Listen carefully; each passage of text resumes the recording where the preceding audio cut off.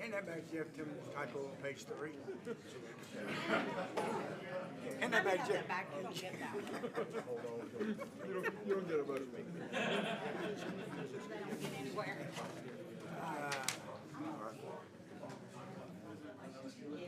Well, it's 7. We ready?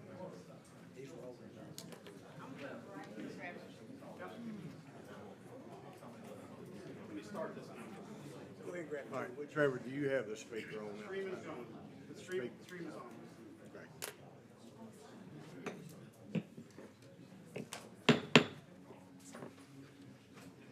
Good evening, ladies and gentlemen. I will say this is the largest crowd we've had in quite a while, so if you cannot get into the room, the speaker to the hallway should be able to.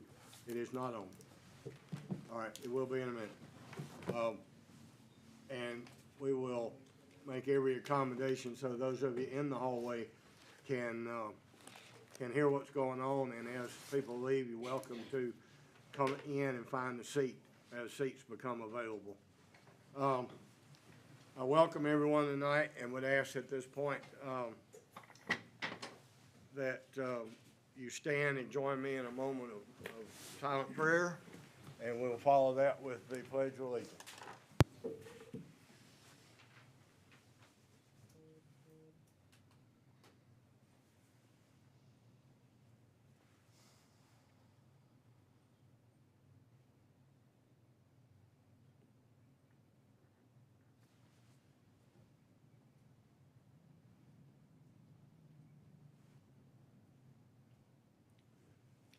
Thank you.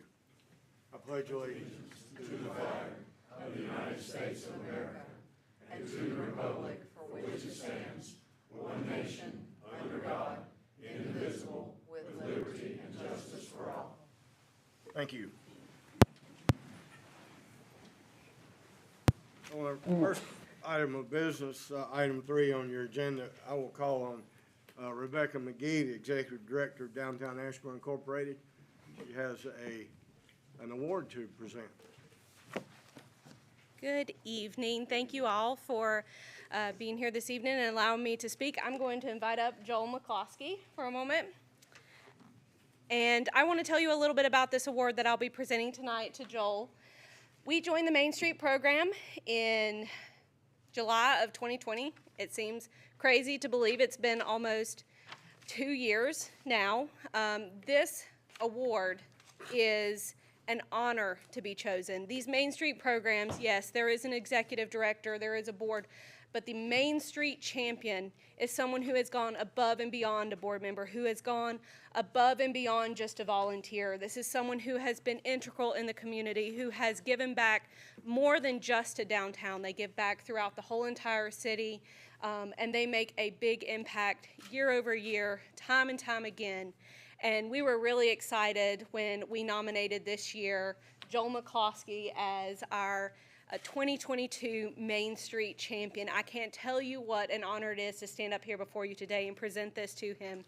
He has been an integral part of DAI.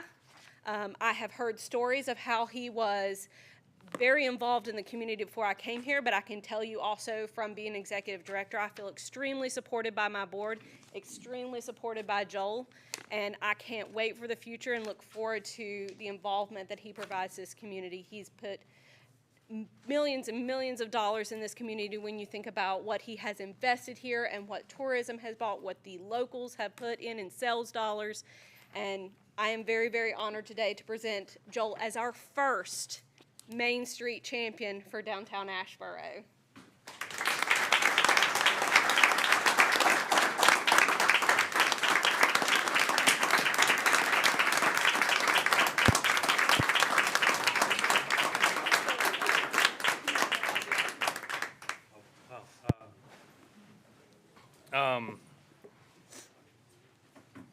Thank you, Mr. Mayor, esteemed council, Rebecca, some people I know in the audience.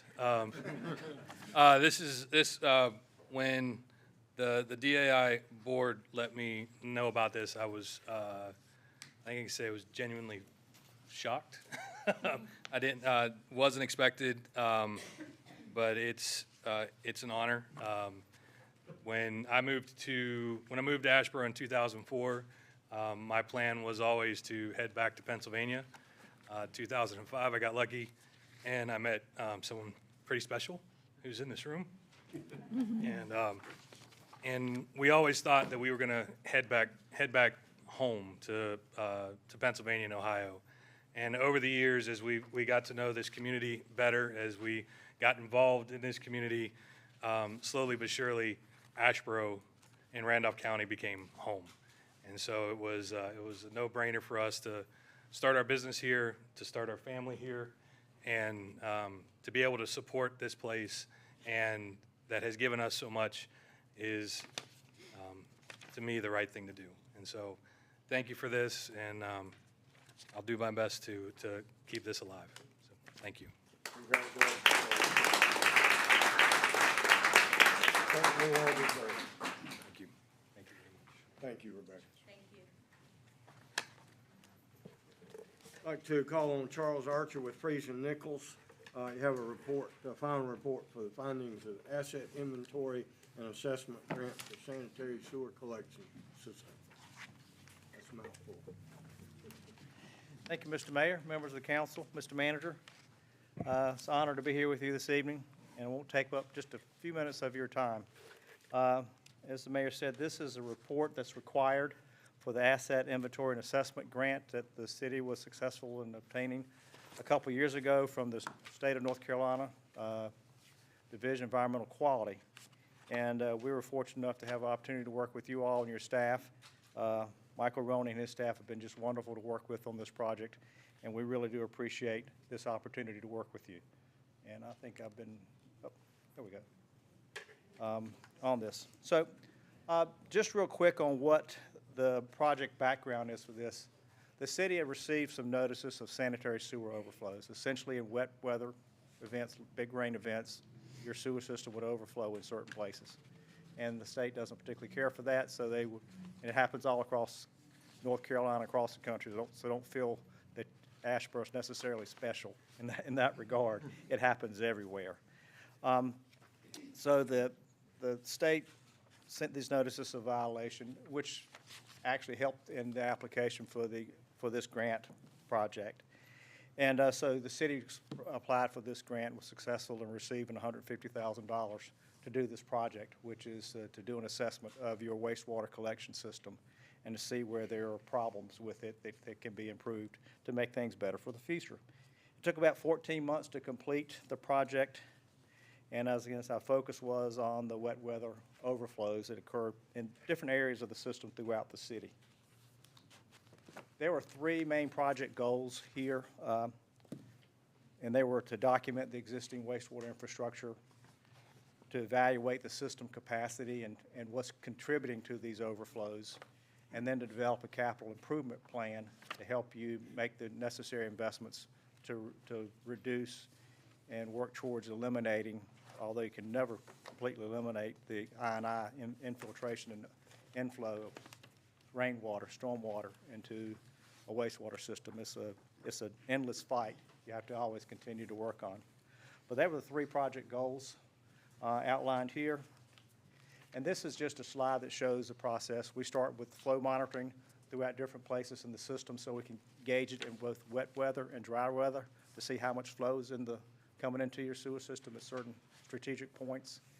Then we built a model of your sewer system, the backbone of the system, not all the piping, but the primary pipes within the system, and validated that model and began to look at where the problems were from a risk perspective and from a system capacity perspective, and that led to the development of system improvements for the report and the ultimate, which is the capital improvement program that's recommended for this.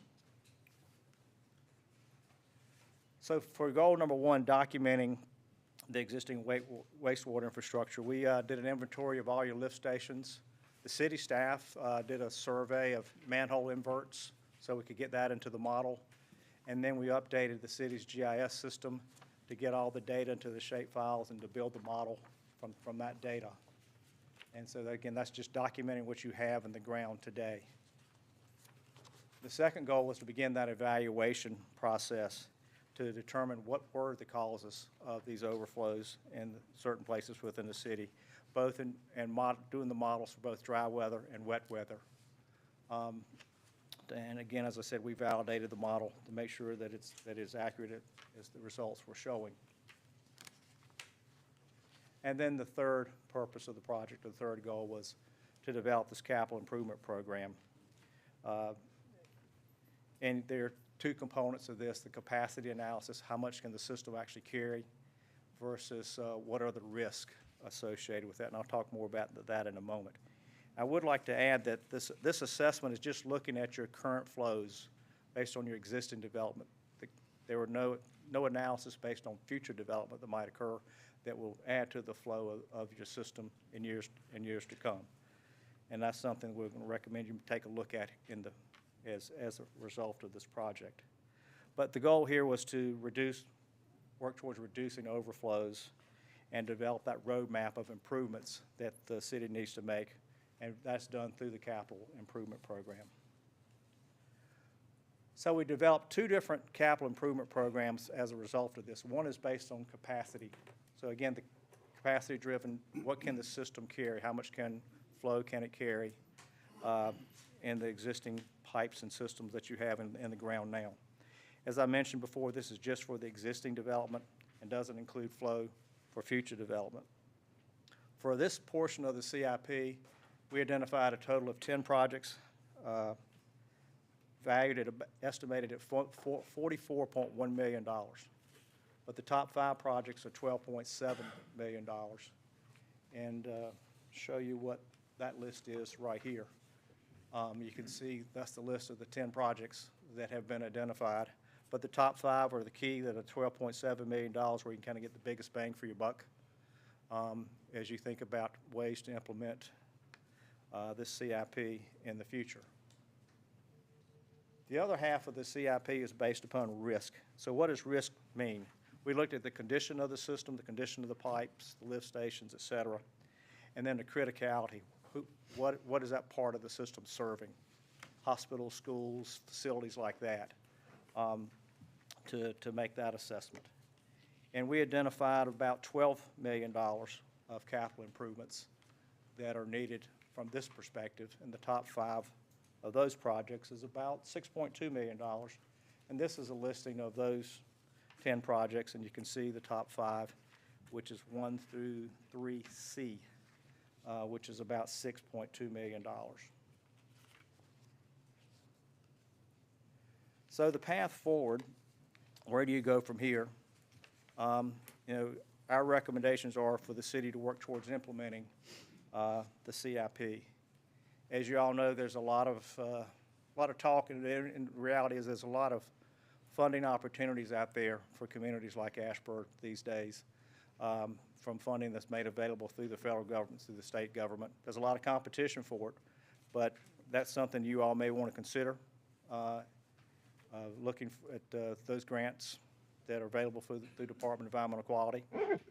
They've got a grant cycle coming up in May and another one in September to help you with implementing some of these programs or recommendations. We also recommend that you expand your hydraulic model. That's the model of the sewer system. We only did the backbone, the major parts of it, but other parts of the system need to be evaluated as well, and we need to incorporate that into the model. And to go along with that, additional flow monitoring that's needed to build that model and to validate the model as well. And then as you get into this, you need to think about the future development that may be coming.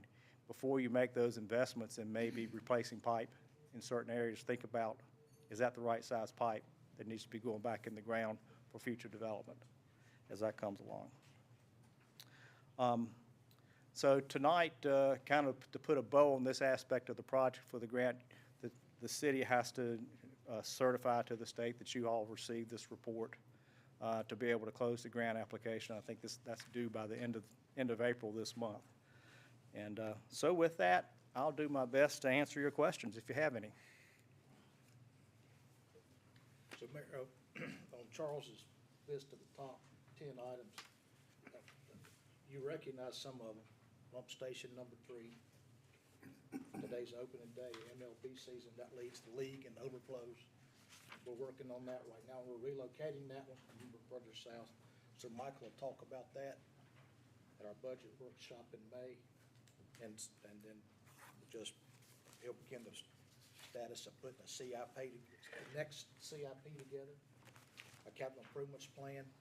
And we'll use this AIA and the CIP, Charles knows, to apply for grants. We'll be ahead of the game because we've done this and identified. Yeah, that's a great point, Mr. Ogburn, is that if you don't have a CIP, a current CIP, you're not going to score well with grant applications with DEQ. That's one of the benchmark or threshold criteria that you have to have. Otherwise, you're probably wasting your time. Is tonight the appropriate time to do this resolution? There's a resolution in your packet, Mayor. All right.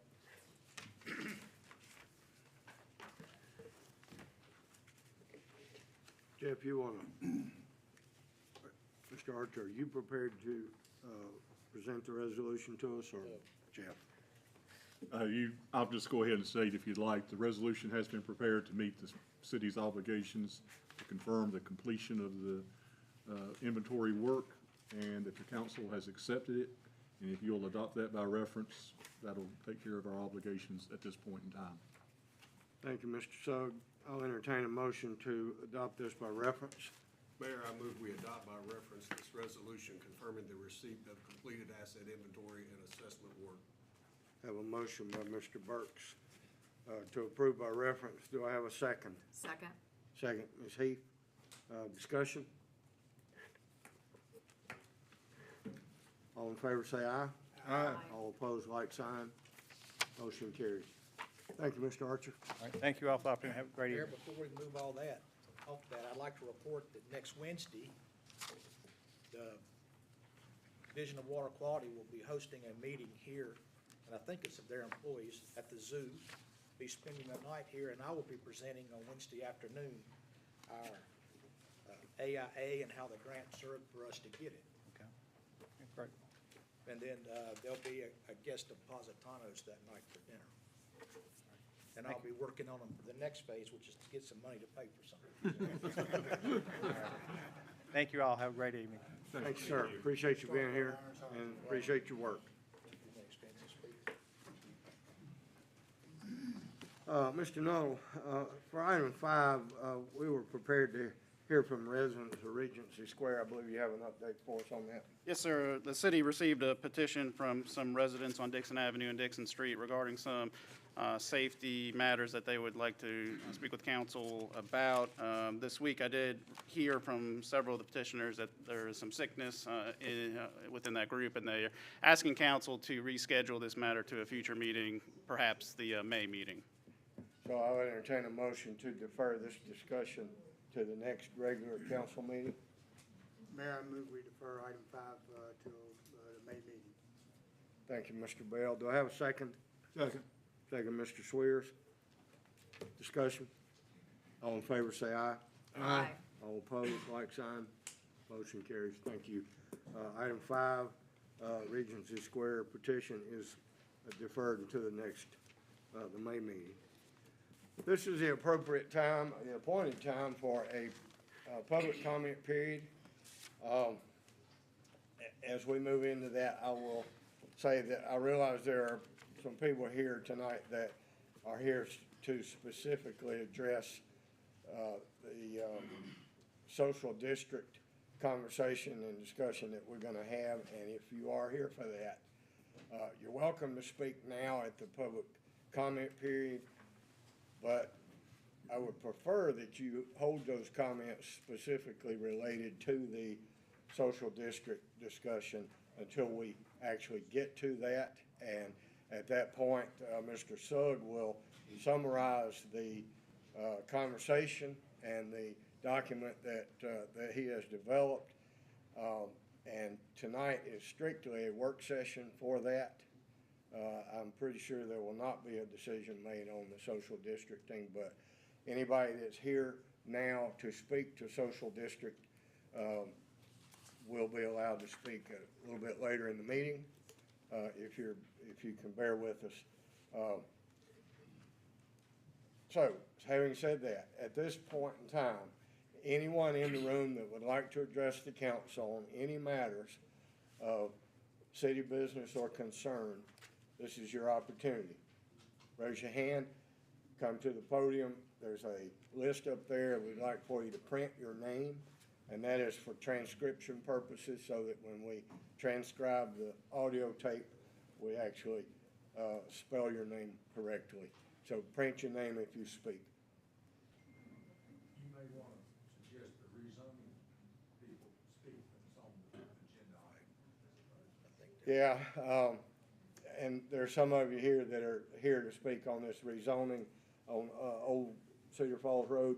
That would also be a better opportunity to speak during that public hearing. So, excluding those two items, if you're here to address the council on any concerns, now is your opportunity.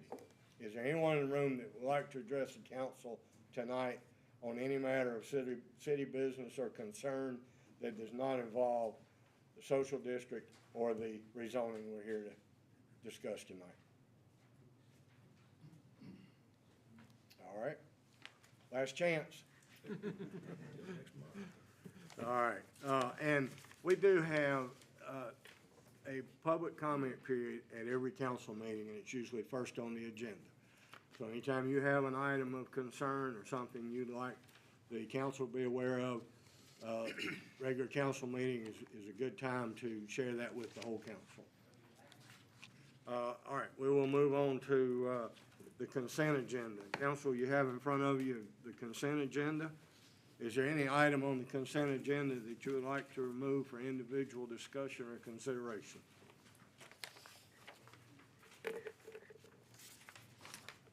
Hearing none, I will entertain a motion to approve the consent agenda as presented. Mayor, I move we approve the consent agenda as presented. I have a motion by Mr. Birch to approve the consent agenda. Do I have a second? Second.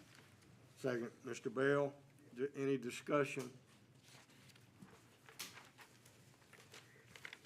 All in favor say aye. Aye. All opposed, like sign. Consent agenda is approved. Moving on to item 8, Mr. Noble. Item 8A is a legislative hearing which I will open regarding an application for R10 zoning and subdivision sketch design approval for a residential land unit development proposed to the west of 2513 Old Cedar Falls Road.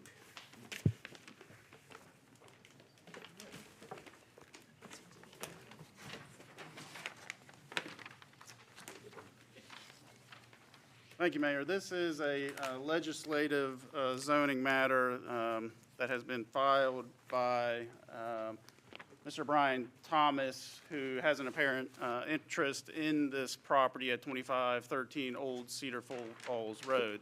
This is an application to take the property from its current R10 designation to a conditional zoning R10 district to allow specifically a residential planned unit development. We're looking at a portion of a single Randolph County PIN this evening. Just under 51 acres in size is what would comprise the district. This portion of the PIN is currently undeveloped. There is a home on the residual portion, but for this portion of the property, it is undeveloped. And I will note for the record that letters to adjoining property owners, the notification via sign on the property about this public hearing and newspaper publications have occurred as required by law. On the map on the screen is the totality of the PIN that I provided previously. The blue area of that yellow parcel is the subject area involved in this hearing this evening. We'll zoom in a little closer. That area is identified by A1 on the screen. The rest of that 106 acres approximately that is not a part of this hearing this evening is identified as A2. And then the property to the west, where you see that R40 in the end designation, is also property that's within the Asheboro corporate limits as is the subject parcel. That property is not part of this request. That property is zoned R40. On this map, you can see there is a stream with some regulated 100-year floodplain that is towards the northern portion of the property. All of the properties that have a letter designation on the map were on the city's list to receive notification as required by law pertaining to this zoning matter. This is a topographic map showing in red that approximately 51 acres that's subject to this hearing this evening. On the map, you can see, again, that 100-year regulated floodplain towards the northern portion of the property. The black and green line that comes down Old Cedar Falls Road is a city force main. And you can see on this map, there is no public water directly adjacent to this site. It's actually further to the southwest. And so any development of this property utilizing city utilities would require some sort of extension of those utilities into the property. This is an aerial photo from a few years ago, but it gives you an idea of the development pattern for the area. Generally characterized as fairly low density rural residential land uses.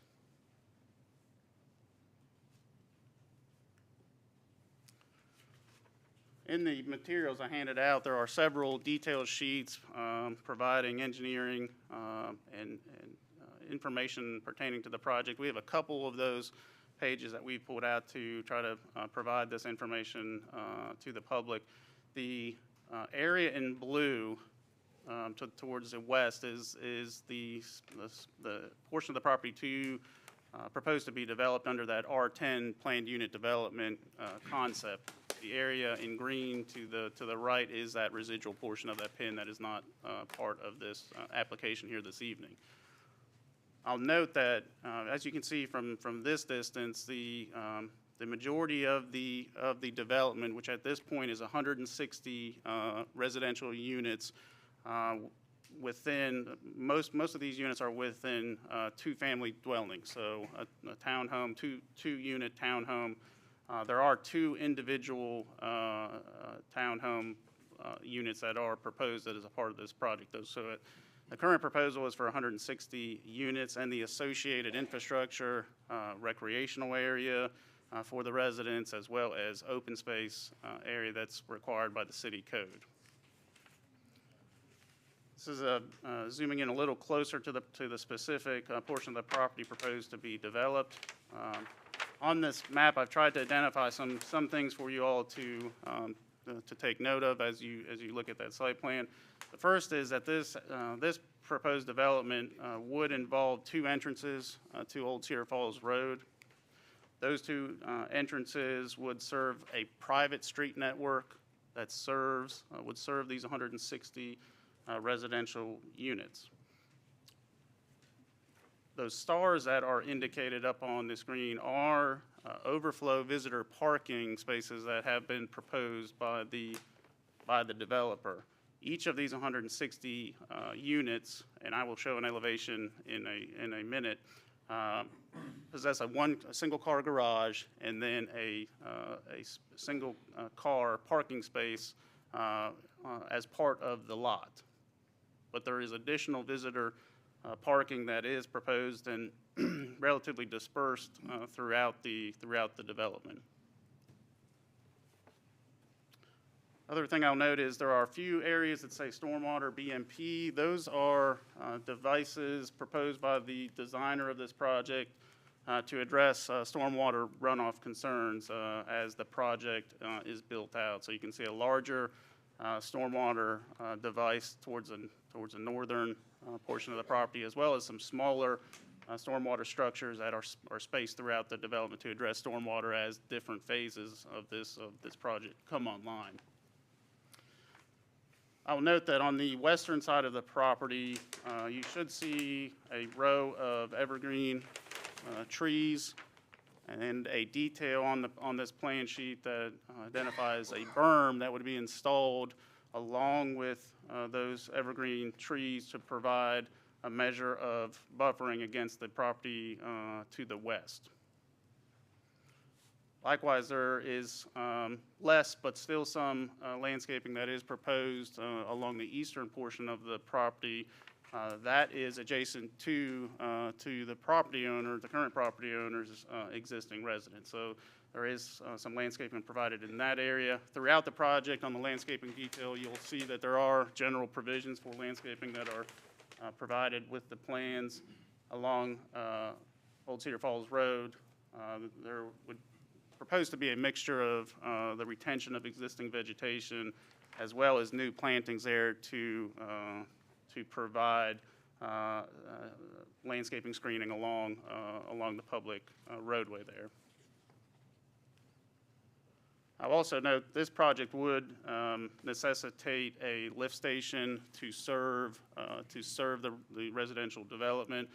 That lift station is identified up on this plan. That precise location may change based on additional engineering design that occurs, but we do know that there will be a lift station that would be needed. That would be the requirement of the developer to install to city specifications as a part of the project, after which, and after a general warranty period, the city would take over maintenance of that unit. I mentioned just a typical lot layout for each of these. You'll see the two-family structure on there, with each having a single-car garage, as well as this detail providing you an idea of the amount of space that is present on that lot to house an additional vehicle of the property owner. The detail provided on here also gives you an idea that this is to be a 20-foot paved roadway with 2-foot gutters on each side of the roadway with a valley-type curve. Again, these would be private streets that would be maintained by the owners association. In many ways, this design is similar to what the city's requirement would be for public streets in terms of a cross-section.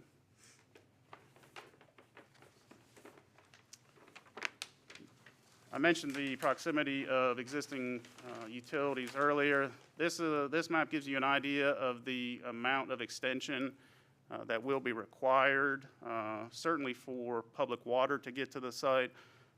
As I mentioned, there is a force main that runs across the frontage of the property. That may provide an option for connection for the project's sewer wing, but that will depend on the engineering analysis that goes into those pumps and the capacity there. If that is not a viable option, then sewer also would have to be extended by the developer up Old Cedar Falls Road to serve the project. These are the provided building elevations, again showing 2 units within each structure with a single-car garage. You can see they are single-story. And we'll move into photographs of the subject area. This is looking southwest on Old Cedar Falls Road. The subject property is to the right there. This is a view looking northeast along Cedar Falls Road. Properties to the left there, and an existing row of vegetation is seen. We are further southwest, I believe, looking southwest from the subject property along Old Cedar Falls Road. This is a view about at the corner of the adjacent property to the west and the subject parcel.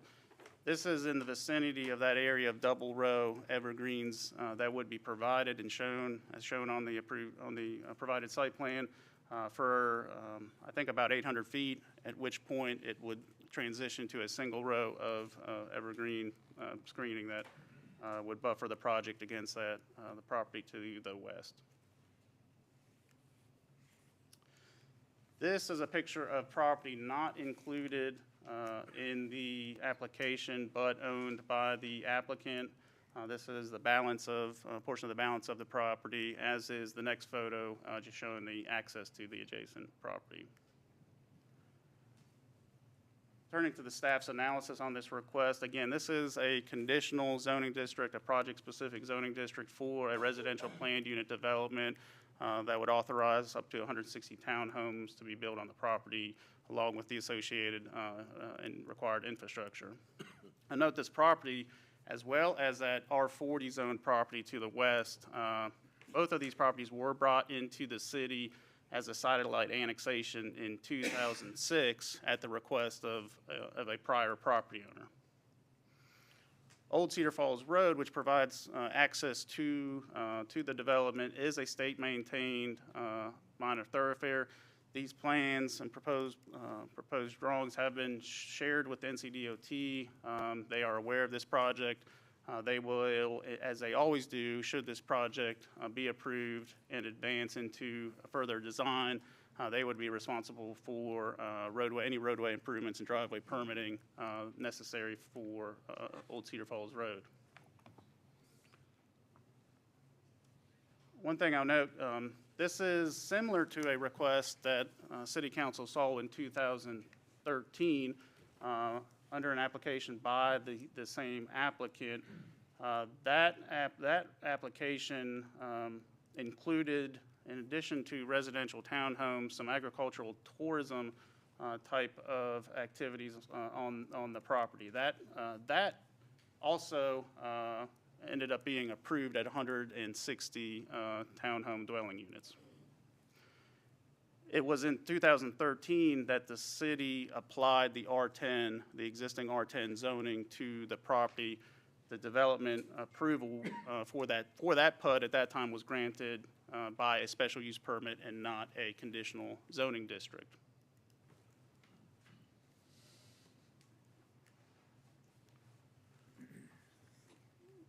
Looking at the definition of the R10 residential district as provided by the zoning ordinance, it states it's intended to provide regulations which will produce a moderate intensity of residential uses, usually single family or two family in character and served by central water supply and sewage disposal systems, plus the necessary governmental and other support facilities to serve as such urban intensity living.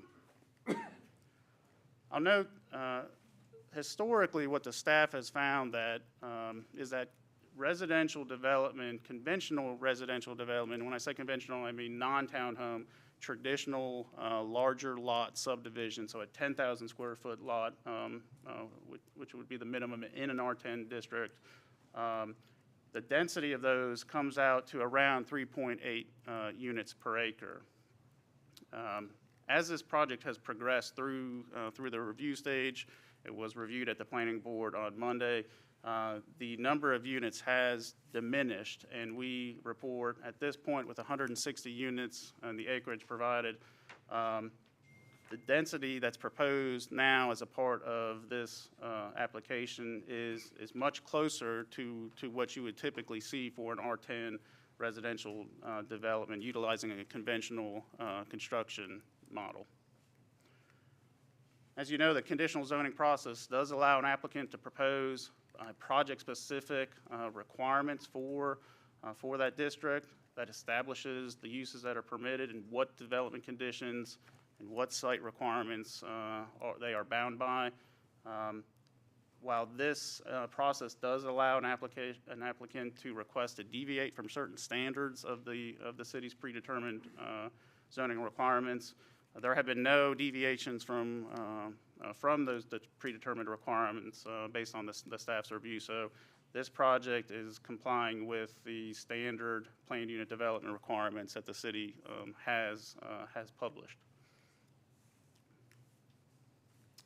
As we turn to the city's land development plan for guidance, this is shown as a neighborhood residential property. That is because in 2013, the council did approve a request to take this property into a medium-density residential district at that rezoning. It's a primary growth area. It's within the city limits and eligible for the full array of city services. And looking at specific goals from the land development plan, we believe that there are 4 that tend to be on the supportive side of this application. We do think that there are a couple that are not as supportive of the application.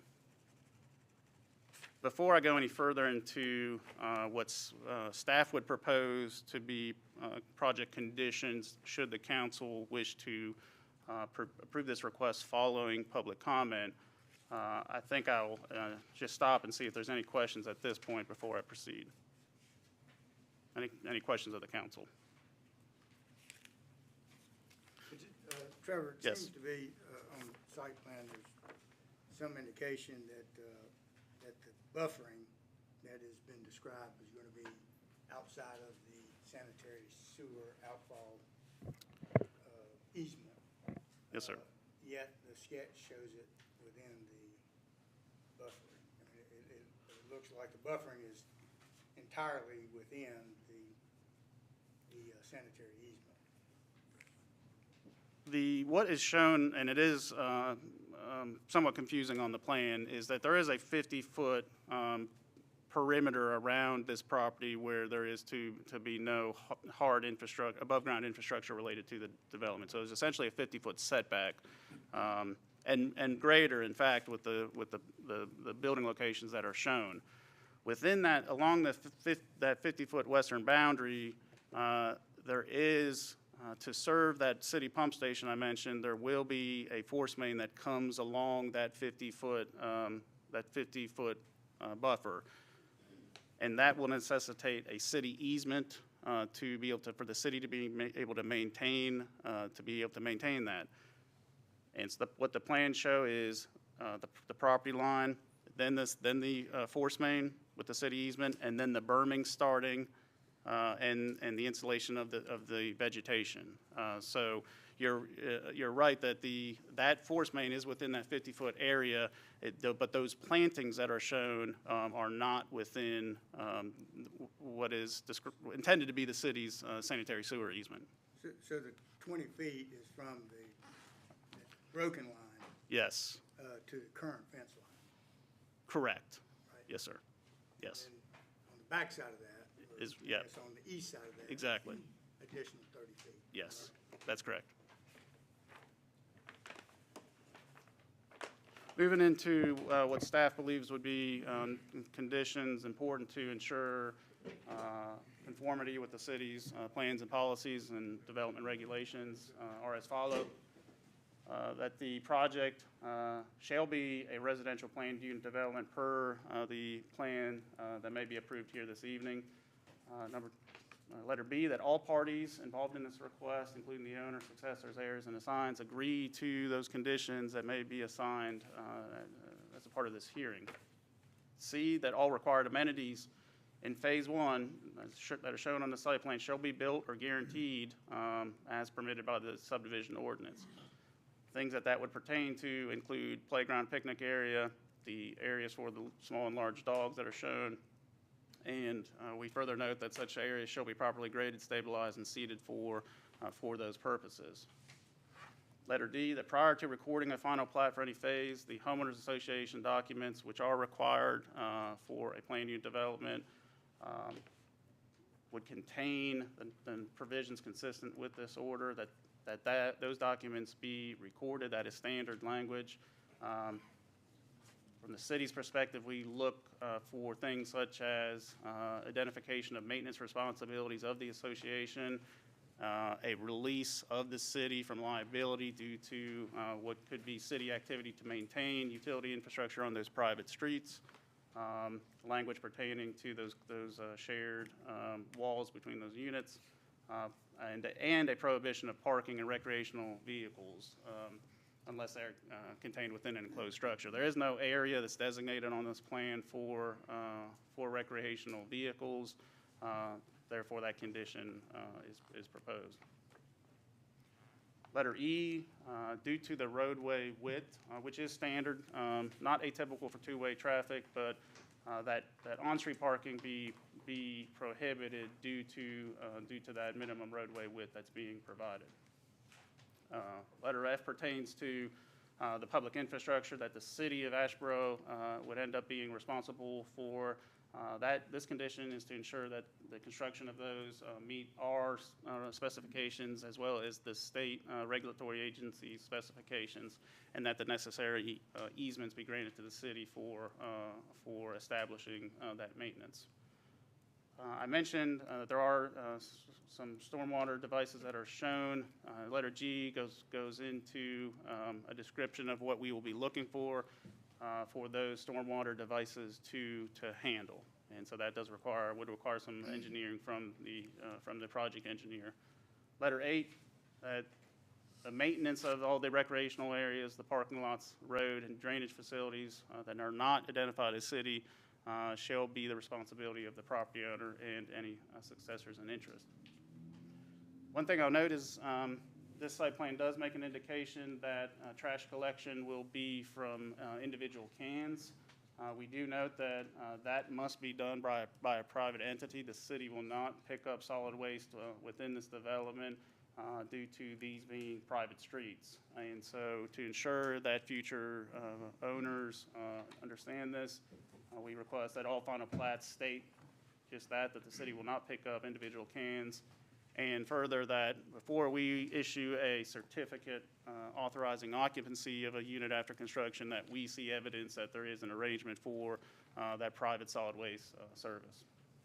Letter J, this identifies future permitting that would be necessary should this project be approved. They pertain to the State Department of Transportation for access, as well as erosion control approval from Department of Environmental Quality. There would be another step for City Council should this be approved. This would be in a future month to look at the preliminary plans of engineering and platting for that property. So this would be the first of several steps in constructing this development. This letter K, under the city's language and current language in the ordinance, you have 36 months to take action to obtain a compliance permit for the project. So this puts everyone on notice that if that does not happen within 36 months, and this district would be, we would take action to take the project out of this district. We will require a sealed survey plat from a professional land survey that further locks in the accuracy of these boundaries that are shown on the plan. Lastly, that prior to us issuing any permits for the project, the owner will be required to execute and deliver to the city a memorandum that the legal department prepares that identifies whatever conditions City Council and the applicant agree to pertaining to this project. Finally, in terms of the staff's recommendation and some planning board comments that occurred Monday, as you know, since the 2013 approval, we have seen additional non-residential development occur within the city. There has been a lot on the eastern side as well, and we think that'll continue as Toyota announced plans to build its facility near Liberty, which is about 12 to 13 miles away from the property. We believe that all of this growth is going to necessitate new housing opportunities, and the city's adopted plan does advocate for different housing options for folks, including townhomes, as a part of our inventory.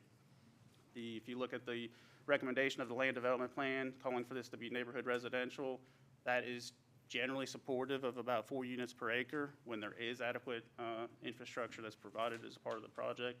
So we feel that picks up plan support there. And as I said, these plans are found to be generally consistent with what the city has determined to be its requirements for such projects.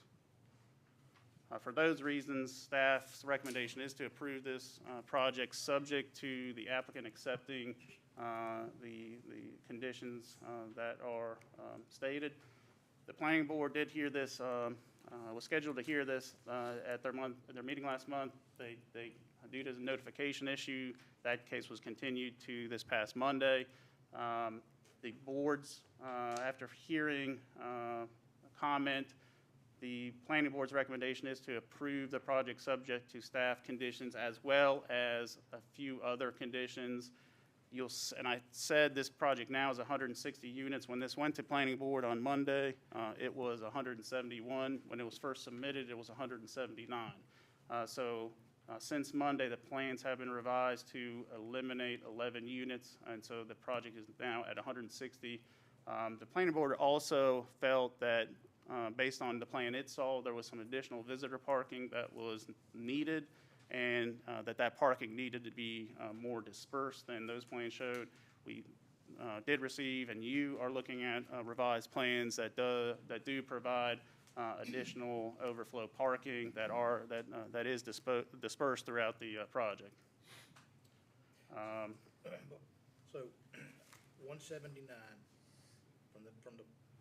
to the staff, 171 after the planning board, and now 160. Yes, sir.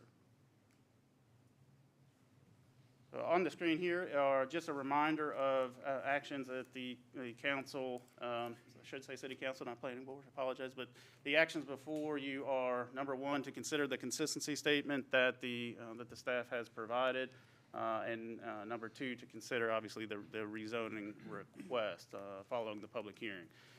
I'll be glad to answer any questions. I know there are folks here to speak as well. Any questions of Mr. Noble?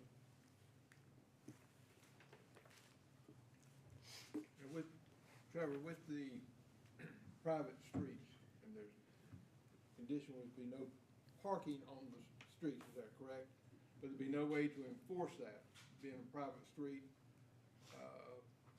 The city police would not be able to go in and do anything with that since it is a private street, correct? That probably is true with regard to police enforcement. However, the Community Development Division, through its zoning powers, does have authority to regulate matters that are imposed as a part of development. So our code enforcement staff, if we were to have on-street parking that was identified as problematic and in violation of the order, we would take enforcement action to ensure that those conditions were followed. At some point in the future, these being private streets, 20 foot in width, the probability of the city or the state ever taking over maintenance of these streets would be pretty much none. These would be not to the standard of the city streets for maintenance. So I that would mention be. that because we have a neighborhood now that has private streets. The state won't take them. They're not in the city limits, so the city won't take them, but they're not built to standard. Yes, So it falls to the homeowners association. that's correct. Yeah, one of my concerns with this, because they are private streets, and we won't have our really heavy garbage trucks running up and down there, there's still gonna be heavy garbage trucks picking up individual cans. And I've seen in some of these neighborhoods what just regular truck traffic, what regular traffic can do. You know, a pickup truck now is over a ton. You know, unless, I don't know, if Walker were here, he would know more about construction of what these roads are about, but it just seems to me we have a problem just waiting in really a year or less. It's going to be pretty bad. We don't, the homeowners. Well, they will. Yeah. But they will come to us and blame us later. Well, I will say there is still a good amount, a significant amount of engineering that still would need to be done as a part of this project. That would include plans for that private road construction. Now, we would not stipulate exactly what those standards would have to be under the typical ordinance requirement, but they would have a professional engineer responsible for providing those designs and overseeing the construction, so that they're to limit the likelihood for that. But you're right in the sense that the city would not have a role in overseeing and necessarily stipulating those conditions unless they were provided by those details were provided at this point by the applicant. Well, and Trevor, related to that, can you talk a little bit about what the rest of the process would be? I mean, obviously tonight is the first step, but can you just briefly address what the rest of the process would be? Sure. Should the application for the zoning district be approved here this evening, you actually have, if the zoning is approved this zoning, the subdivision sketch design, which is the first stage, essentially adoption of the master plan that's been presented for the subdivision. Assuming that those are approved, if they are approved this evening, the owner, developer would bring back those detailed engineered, sealed engineering plans and data for the project that provides us information on the utility extension, how that's going to be done. That's at the point that they would show us the documentation that would authorize construction from other regulatory agencies. And that would be the next step where you would essentially see this site plan with a whole lot more information in terms of the engineering that is required for the project. Thank you. Would this also prohibit us, our trucks, from doing leaf pickup and debris pickup and all that? I know right now there's probably no trees, but eventually there will be. I honestly don't know what our policy, I don't believe we do. Yeah, Mr. Ockman says we do not service those private areas. Has the fire department looked at this with regard to, again, I'm looking at on-street parking, if we get people violating that provision, you get a fire truck in there, we got a problem. Yeah, and I will say, the enforcement of that no parking would be two-pronged. One would be through the city's zoning enforcement avenue, but the other would be via the fire code, because the fire code also is looking for the maintained 20-foot access to get to a project such as this. So there would be assistance from the fire department if we were to encounter issues with parking. The fire department, all relevant development points at the city have seen this plan, and in fact, we've been looking at this for quite a while and have been working through various revisions to this. An early version of this plan, I believe, only had a single entrance into the development. That was a primary concern for most of the, if not all, of the city staff, the fire department in particular. They have since provided that secondary access. That did appease the fire department in terms of emergency response.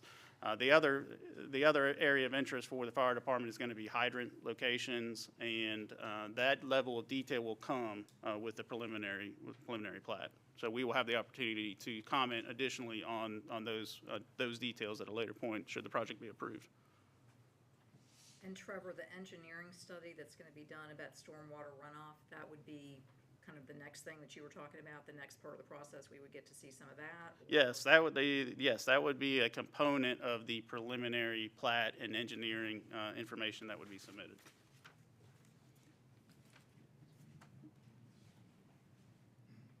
Any other questions of Trevor?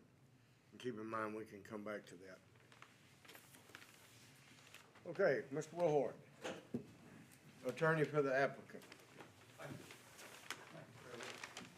That all gave a pretty comprehensive summary of what we've got. We had a pretty active and good meeting at the plan board, and I know some of those people are here tonight. I'm Mr. Doolin, I saw some others, Mr. Henley. I want to just say that, you know, when they came up with 160D, it was they rewrote the whole zoning. This property, the staff's very familiar with this property. It was done, you know, satellite annex back in 2006 by another owner. And in 2013, it was zoned R10, conditional use. Well, 160D came around and got rid of conditional use. And then now you have conditional zoning, which is a legislative decision, as opposed to the quasi-judiciary hearings, whereby before you'd have witnesses sworn, you have testimony, cross-exam, all kinds of stuff like that. And so now, you know, the owner provides a written consent. And if you look at the staff report, I mean, it's got about from A to, I believe, to M, conditions on it. And once this decision is made by council and the conditional zoning is entered, this decision runs with the land. And in real estate talk, what that means is it attaches to the land and continues as a condition to use that land when the current owners are long gone. It's still attached. And so your city attorney, Mr. Sugg, is very diligent, and when he drafts these documents showing a conditional zoning, to record those at the register of deeds. And that's why they become a public record, and it becomes in the chain of title for that property.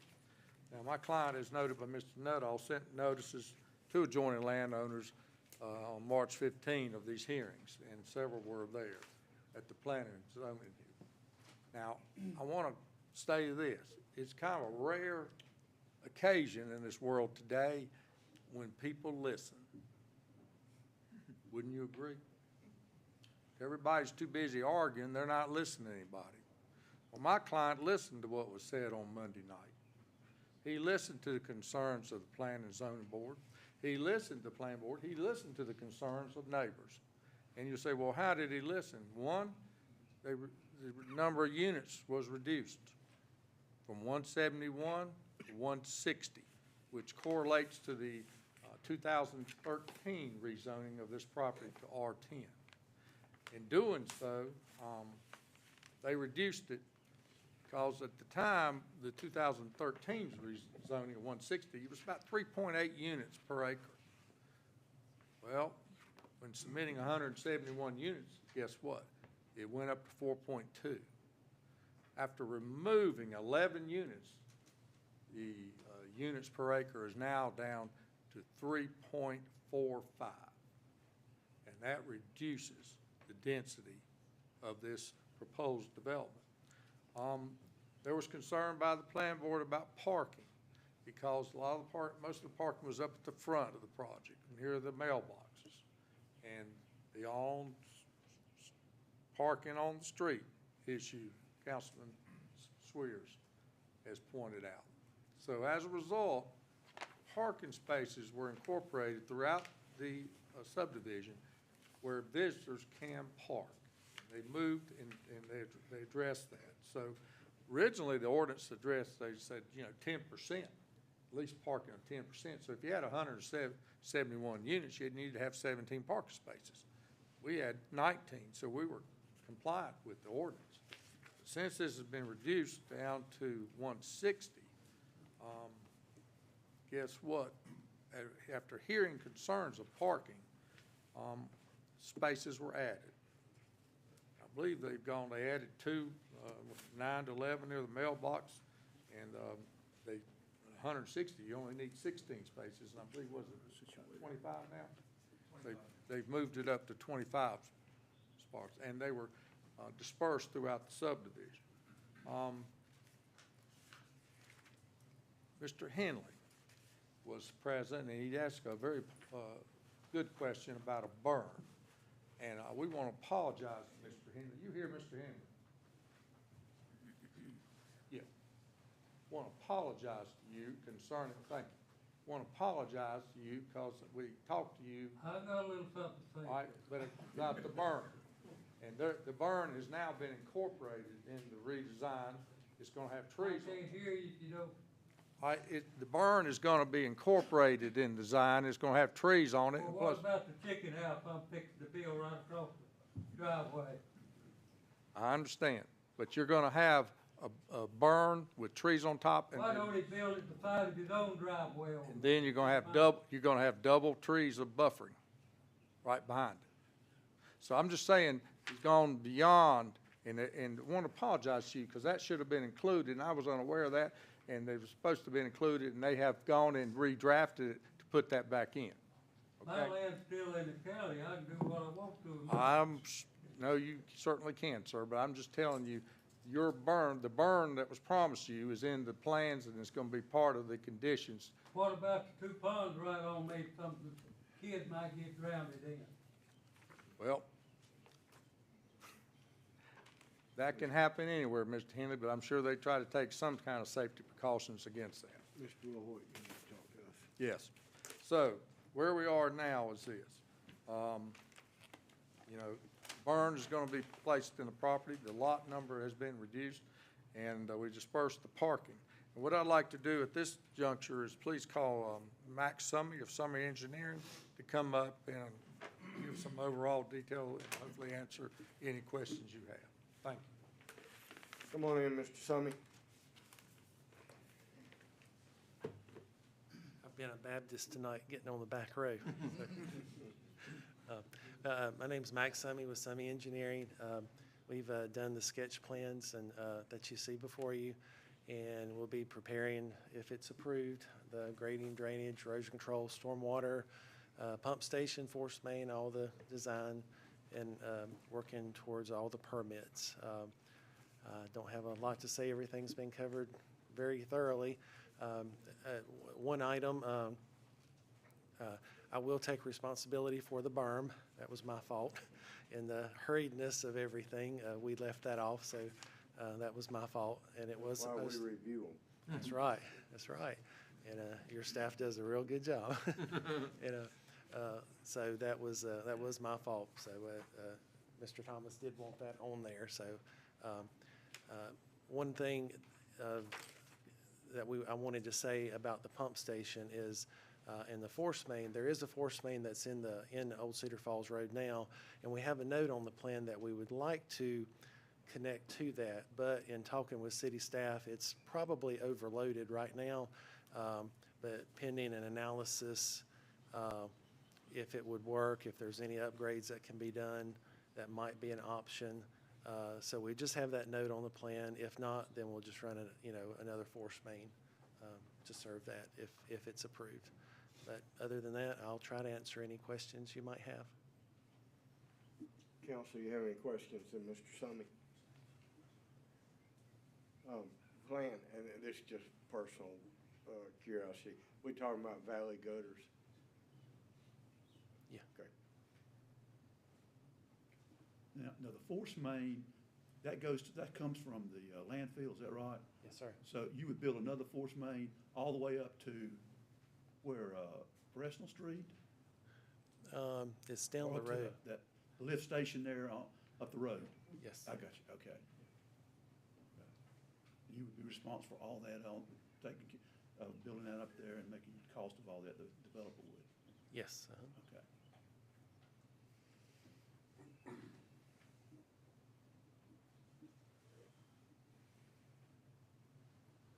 Question? Thanks, sir. Mr. Woolhart? At this point, I'd like to call Ms. Debbie Dennis, Realtor, up to speak as to the housing market in Randolph County.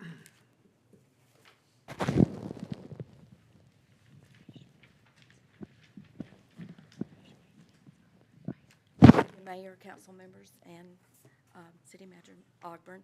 My name is Debbie Dennis. I'm a real estate broker with a real estate shop in Ramseur.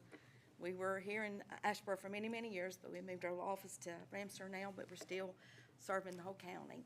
I want to share some stats with you. Most of you know we are in a crazy real estate market right now. Great time for sellers, but not a good time for buyers. We have lots of buyers and no homes to sell. I'm going to share some stats that I got off of Triad MLS with you this morning. When I looked this morning, we have 61 active listings in Randolph County.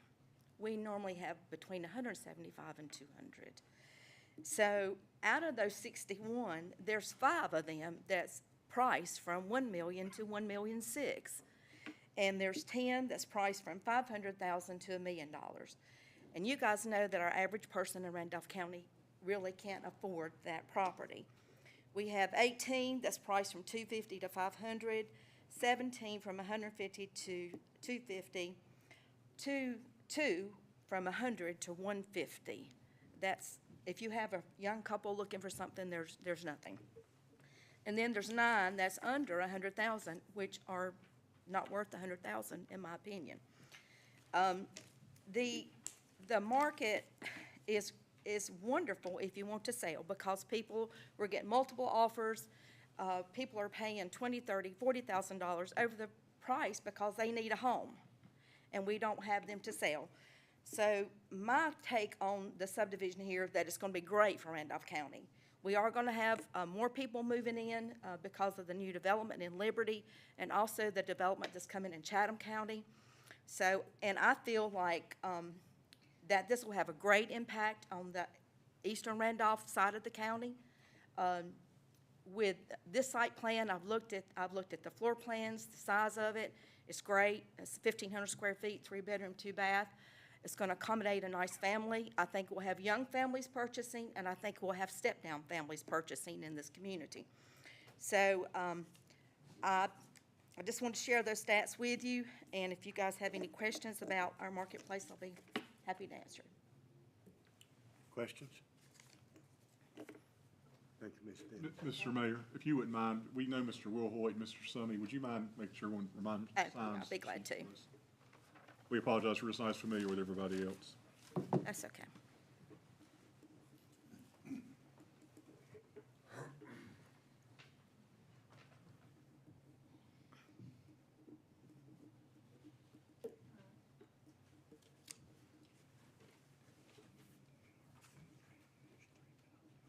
I'm ready.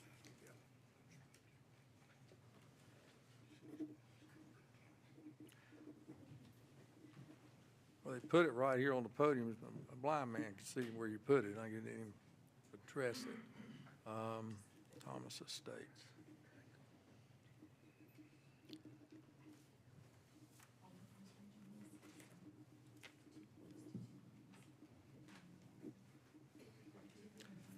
Let me just follow up with a couple items.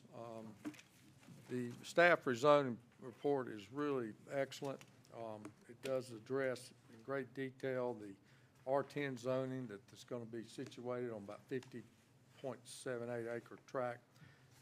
There is a watershed area, but in that critical area, there's going to be no construction.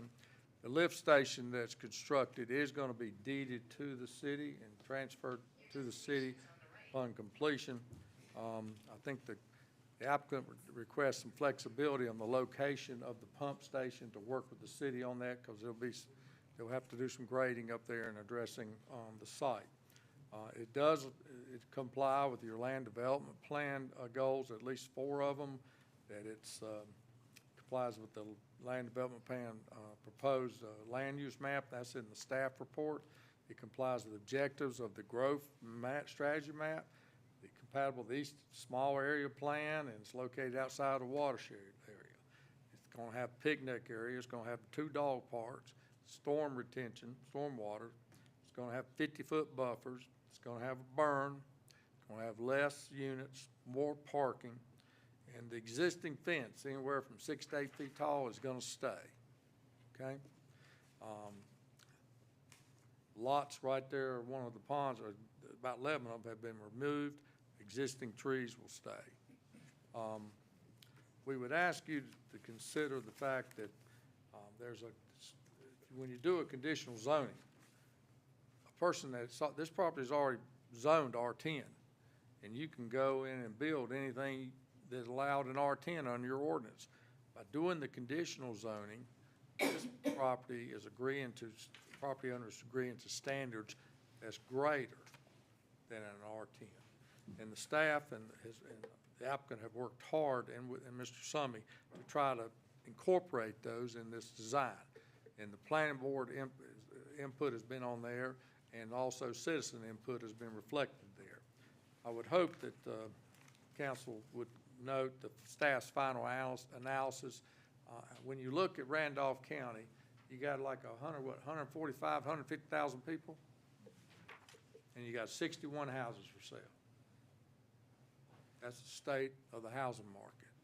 I mentioned to the planning board, these conditions, well, guess what? Right 12 miles up the road is going to be a mega site. And lo and behold, a Vietnam company is going to D.H. Griffin's property in Chatham County and said they're going to build a $4 billion electric car plant with 7,500 jobs. It's one of those things that we need jobs in this state, although somehow there's a lot of companies trying to find people to work, but we do need skilled jobs, and those are coming. And unfortunately, I know people like to keep the county rural, but right now 61 houses for the entire county is not a very viable housing market. The staff has noted that they recommend the project subject to all these conditions. I would ask you to to take into consideration of the adjustments that have been made, the revisions, and trying to accommodate concerns and wishes of these fine citizens that are joined tonight. Thank you. Mr. Wilhort, for the record, your client does agree to all the suggested conditions. He certainly does, Okay. including the ones that have been added since Monday night. Thank you. Okay, this is public hearing, and I know some of you are here to speak, so just first person, stand on up here, introduce yourself, sign the list, tell us what you'd like to tell us regarding this request. Who's first? I can't hear him.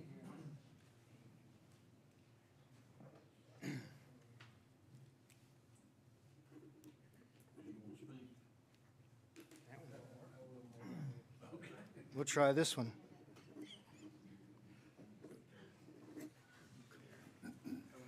Good evening, everybody. My name is Gil Goldstein, and my wife Rosie is here, back here behind me. And we own the property directly northeast of this location. So we have been privy to all the things that have gone on. We moved in there in 2002, and we have seen all the different things that have happened, 2006, 2013, et cetera, et cetera. All the promises that were made by prior owners, which actually I think are current owners. And nothing ever came of it. Meeting after meeting, attorney after attorney, et cetera, nothing ever came of it. And one of the things that we want people to know is, and I really feel for Mr. Henley, because he's right next door, and he's in the worst position of everybody. He's worse than us. I don't know how many of you have ever had to come home at night and try and drive up your street, and you couldn't get in the street because it was blocked by police and fire engines, and you had to go around, and you leave Henley Country Road, and you come up around Fresno, and you come down Old Cedar Falls, and you get to your house, and you have to get a police escort in your driveway because someone had flipped over their car coming around the curve in front of your house, on fire, on your lawn, police, fire, and luckily, there's a pregnant lady inside that van, upside down, and the guy following her stopped, broke the back window out, and pulled her out. That was one of 4 that have occurred right in front of our house. And we are directly adjacent to this property. That's how bad that road is. And that's without garbage trucks, that's without all the debris and et cetera that is littered on that road. The road, they've just patched the road. They've probably got 20 to 30 patches between Fresno and Henley Country from all the trucks, the garbage trucks, shipping, et cetera, going up and down that road and destroying the road. The road is so narrow that when you pull out with a truck and trailer, if another truck is coming the other way, one of you is going off the road because there is not enough room. We've had people come around the curve in front of our house heading towards that property, leave the road, go through the fences and into our pasture next to the horses. And that is without adding, you're looking at, so if we have 160 units and 2 cars a unit, 320 cars in there? 320 cars next to his driveway and traveling back and forth past our driveway through that road, through those curves that aren't there now.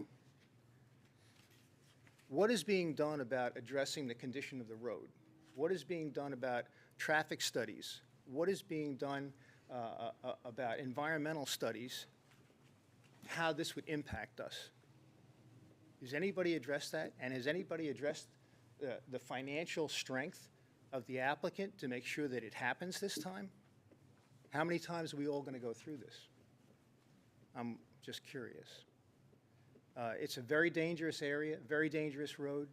You add that many cars, that much traffic, you're going to have mayhem on that road. And the road will not, the roadbed, the way it's constructed, it was never built for garbage trucks and trucks, tractor trailers, et cetera. We have a tractor trailer go through there. Ever since the landfill was done in there, we've had trucks go through there that were never supposed to go through there. Broke up the road, broke up the sides. It's unbelievable. You're right about that. They were promised they would not use that road. Yes, they promised, and for a while it was quiet, and then all of a sudden, there it is again. So all these things need to be addressed. I understand progress, I understand the need for housing. I come from a family of builders and realtors. My father was a builder on Long Island. My brother's a builder in Florida right now. I've been to meetings like this since I was a little boy, used to go with my father. So I understand the process and I understand the need for progress, but the amount of units that are planned to put in there would destroy the area, destroy it. And the road will never, ever be able to handle it. So I ask that you think about all those things and take that all into consideration and due diligence, just due diligence, and make a good decision. Thank you. Thank you, Mr. Goldstein. Next.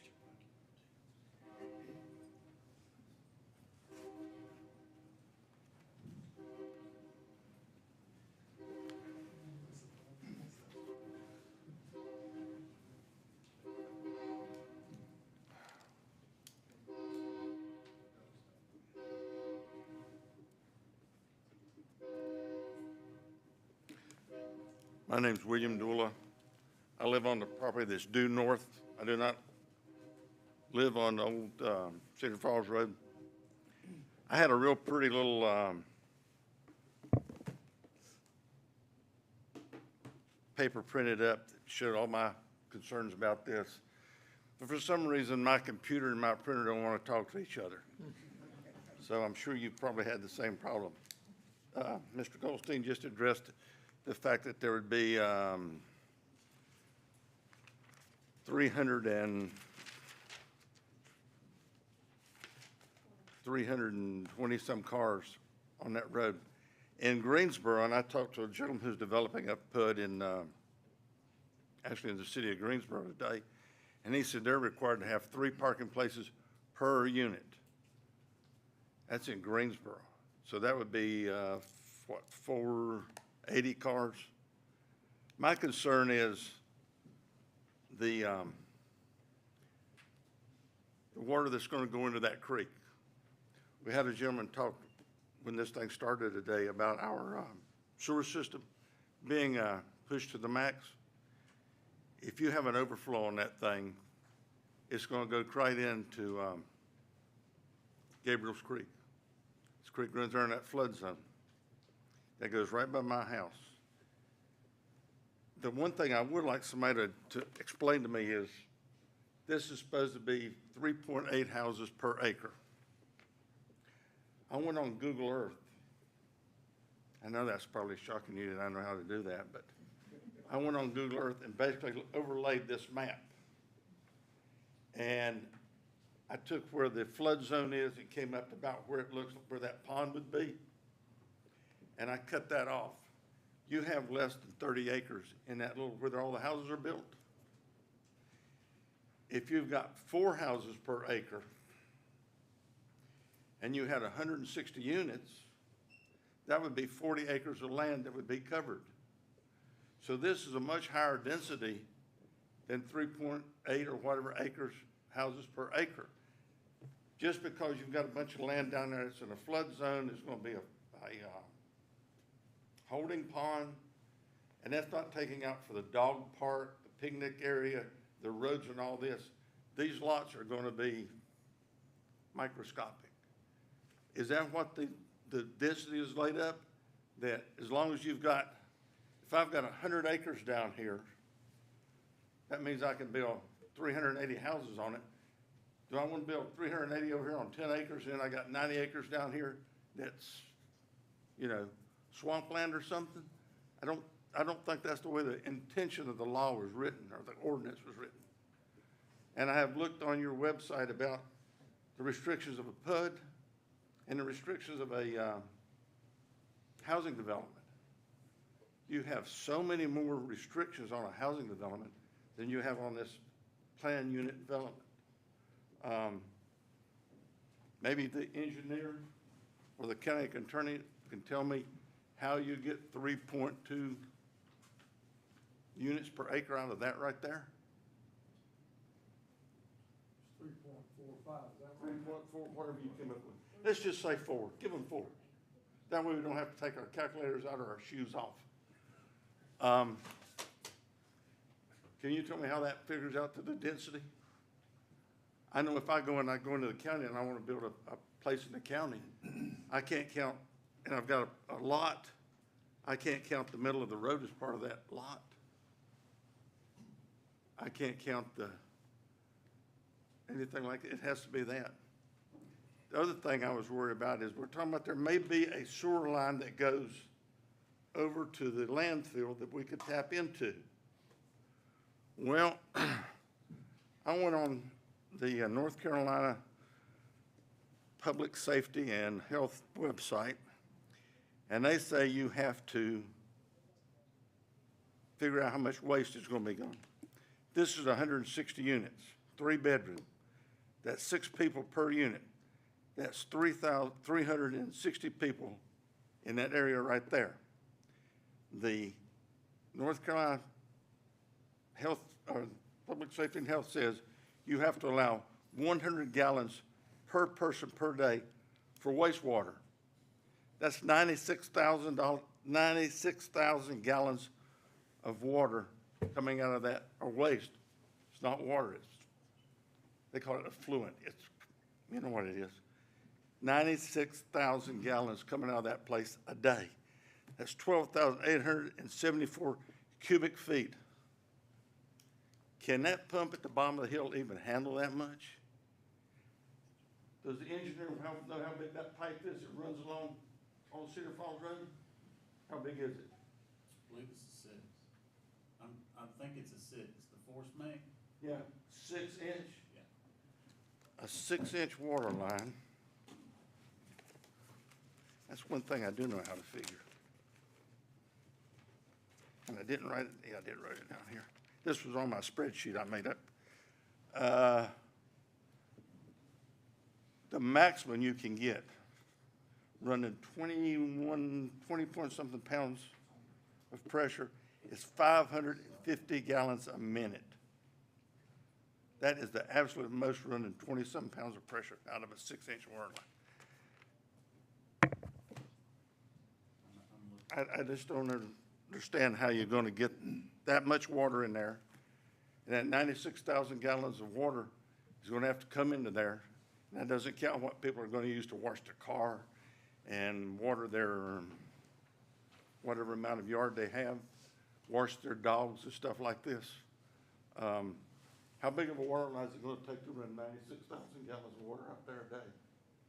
You have to realize this water, this sewer and the water, it doesn't come, okay, spread over a 24-hour period. No. When people come home, the water consumption is going to go up. When people are getting ready to go to school in the morning, go to work in the morning, your wastewater is going to go up. I'm sure on Super Bowl Sunday with halftime, you're going to have a lot more water coming out of that place at one time than you would, you know, during the regular week. Can somebody address these things to me, especially about the density? I don't see how you get 3.2, whatever it is, because you're only using about, at maximum, 30 acres of this 50-acre land.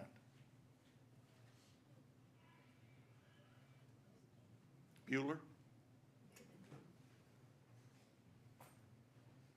Okay. The first thing I had on here, and I missed it, because it was right in the middle of my spreadsheet.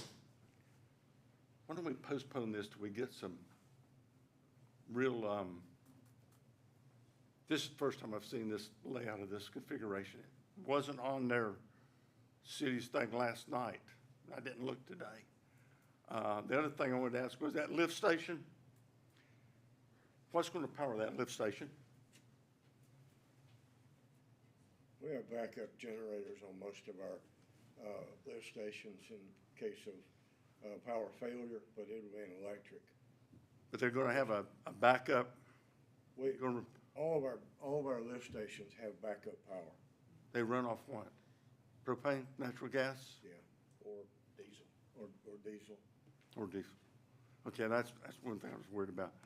But will that lift station? The lift stations run off of electric power, off the regular grid. I understand exactly how they work. They are designed with wells, what they call deep wells, to hold that 96,000 gallons, so it all doesn't go in the pipe at one time, you know. Will it hold 96,000 gallons? They're designed to hold a lot, and our capacity in our sewer treatment plant Yeah. is 9 million gallons a day. Yeah. We are currently processing about 3 million gallons a day. We have the capacity. But does the pipe have the The capacity? pipe may not, and that's what the engineer was saying about running to the next pump station.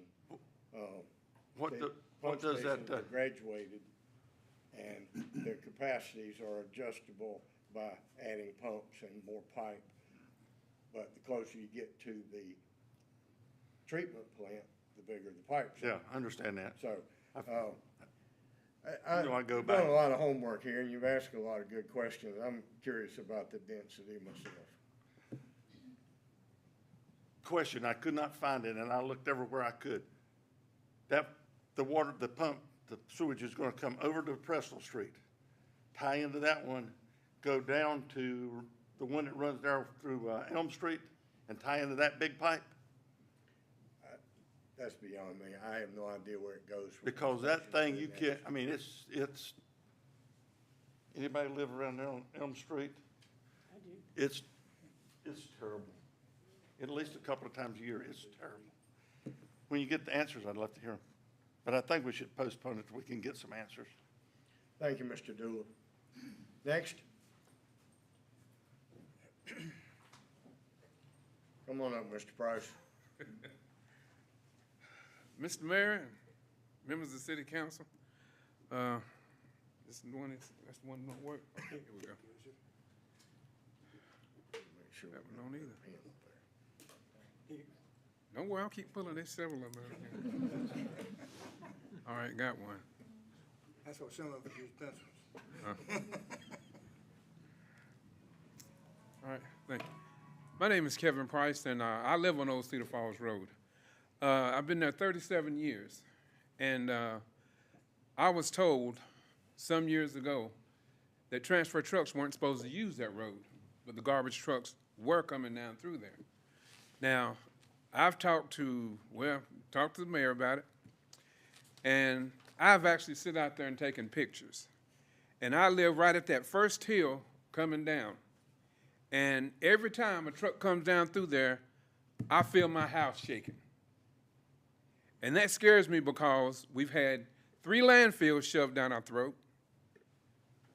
We've had this 6-inch sewer line run down through our yards. They tore up our driveways.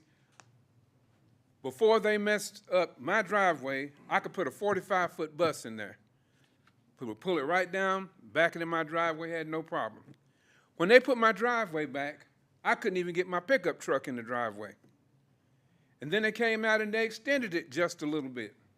Now it's got a crack all the way across where the tile is, and it still ain't as wide as it was. I've got one way in, I've got one way out. And that scares me because I've had a car that flipped down the hill right by my house. And I don't know how the guys got out, but they got out and got away before, the police got down there. I had a man that come down through there with a horse trailer, jumped off his truck, come down through my yard, wiped out my satellite dish, and I would no longer allow my children to go outside and play because I was scared for their lives. We've already had to bury one child, and that was one child too many. The speed limit is too fast going down through there. Nobody obeys the speed limit down through there. And so with all of this coming, I either have to back in my driveway or pull in and have to back out. And I went to back out of my driveway, nothing coming either way, and before I got my whole back out, somebody jumped the hill flying and, horns was blowing and all that, and I shoot back up in the driveway. So I don't think this is a good idea right now either. The plans are great, but we need to find another way for folks to come in and out. Because as they said, that road is terrible. And right there at my yard is where one of those big patches are. But the whole road is cracked all the way up past my yard. And I sit and I look, and I wonder, I'm just waiting for that pipe to bust. And I know crap's gonna be all over my house. and everything, because, I mean, like I said, if it's shaking, you know good and well, it won't take long. Eventually, it's gonna bust. And I've been told, transfer trucks are not supposed to come through there, but every time I come out, here comes one. Here goes one. And they are real nice. They don't use the Jake brake coming down through there. I guess that's because they know they're not supposed to be down there. So I think something's got to be done big time. If this project is going to take place, you got to think of the people that live there, the people that have put their time in and are still there. I don't think we give consideration there either. And I realize we don't have enough housing for people. Why don't we start building up rather than building out?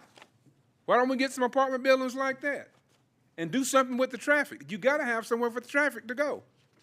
But we still don't have a way to get in and out of our driveways. And I've even stopped to turn in my driveway, had so many cars coming, and people jumped that hill. Scream! I thank God every time when my daughter comes in, when she backs out, I just pray. My other daughter, same way. I'm praying constantly that they don't get hit going in and out of that driveway. So I ask y'all to consider this. Not just for me, but for everybody that lives down in that area. Everybody that lives along Old Cedar Falls Road. And Mr. Henley, man, I'm sorry for you. But still, it's something that we need to do. I think it's something that somebody needs to do. So I ask y'all to really, really consider that. It's time out for thinking about, people, and just, I notice a lot of times that we get people that come through and they get this same deal where they say, well, it's better to ask for forgiveness than permission. I think we need to go back to getting permission first, because forgiveness ain't coming from the people that live down there. And I think we need to think hard about that. Thank you for your time.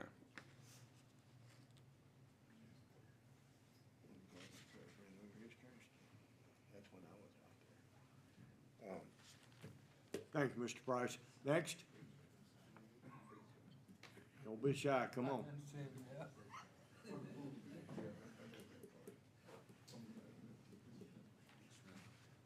My name is Pete Urbanski. There's a couple concerns. This is probably going to happen. Hopefully it doesn't. But if it does, the only concern that I have would be in the density, bringing the density down for what's going on. Like I said, you've heard about the road. The truck traffic alone going to the landfill is pretty intense. I mean, you can sit there even on a Saturday and see a truck roll by about every 15 minutes. That's how much truck traffic goes. One thing that has not been addressed on this whole project is school buses. Where the kids are going to stand. They got to pick up to school if it's going to be family-oriented housing, so forth. Is a school bus going to be able to wind through there, or will they have to stand out there and watch these trucks go by? That's going to be something you really need to think about as far as that, or maybe put into the plans for this. Just the density is my concern.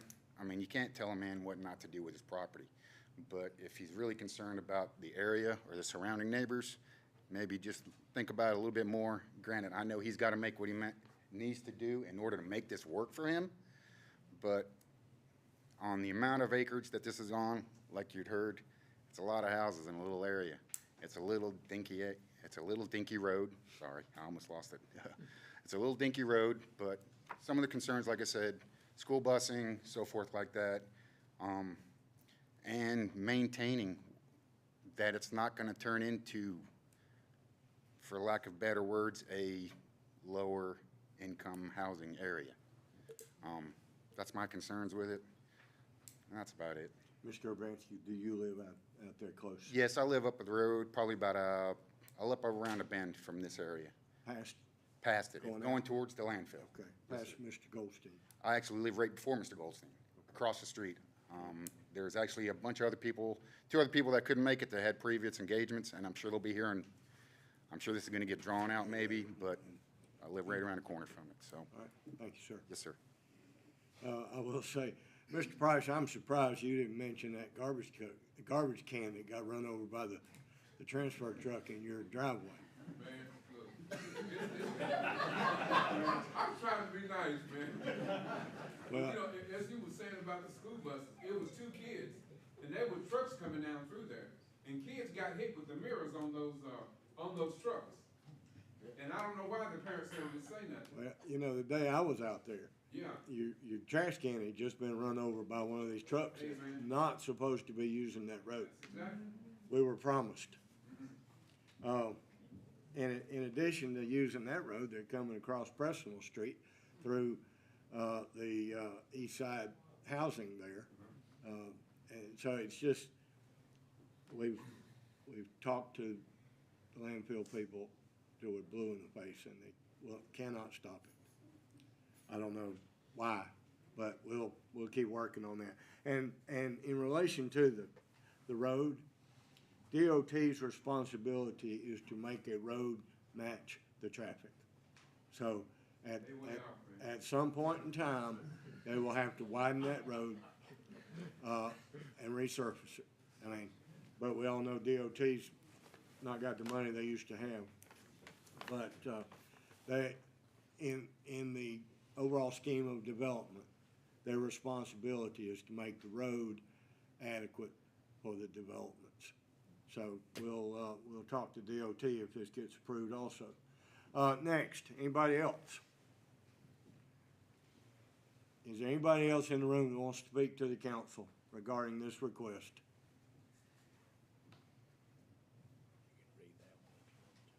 And I do have a letter here that I need to read for the record. It comes from Garrett and Jeannie Smith, who live across the street from this development, and it says, "Good afternoon. Garrett and I will not be able to attend the city council meeting tonight, but like to express that we would like to see our neighborhood stay more rural. If that's not possible, I think the number of units proposed for development needs to be reduced. We also are concerned about the street width and parking. We own and live on property across the street from the proposed development. Sincerely, Jeannie Smith," on behalf of Jeannie and Garrett Smith, who are property owners exactly across the street.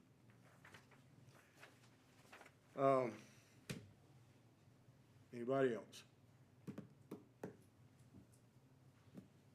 Okay. We've heard a lot of concerns tonight. Yeah, that's a good idea. Trevor, come up and explain the density. Mr. Dula made an astute observation there, and not being a mathematician, I can't. So explain to us the 4.8 or 4 point whatever, how, 3 point something.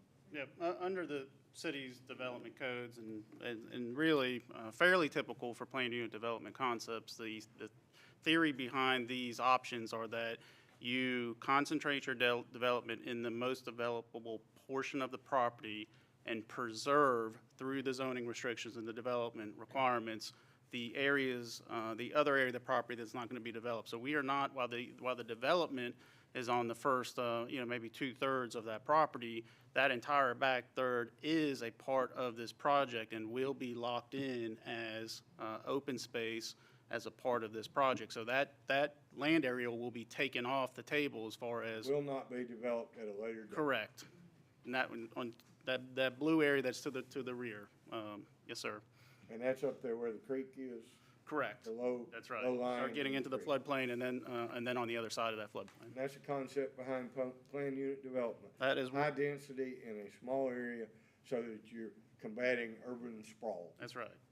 You have less environmental impact in many cases if you can concentrate it and be most efficient with the installation of those utilities in that roadway network in a certain area instead of having to take this all throughout the property and disturb the entirety of the property. You don't happen to know this right off the top of your head what the density at Lexington Commons is, do you?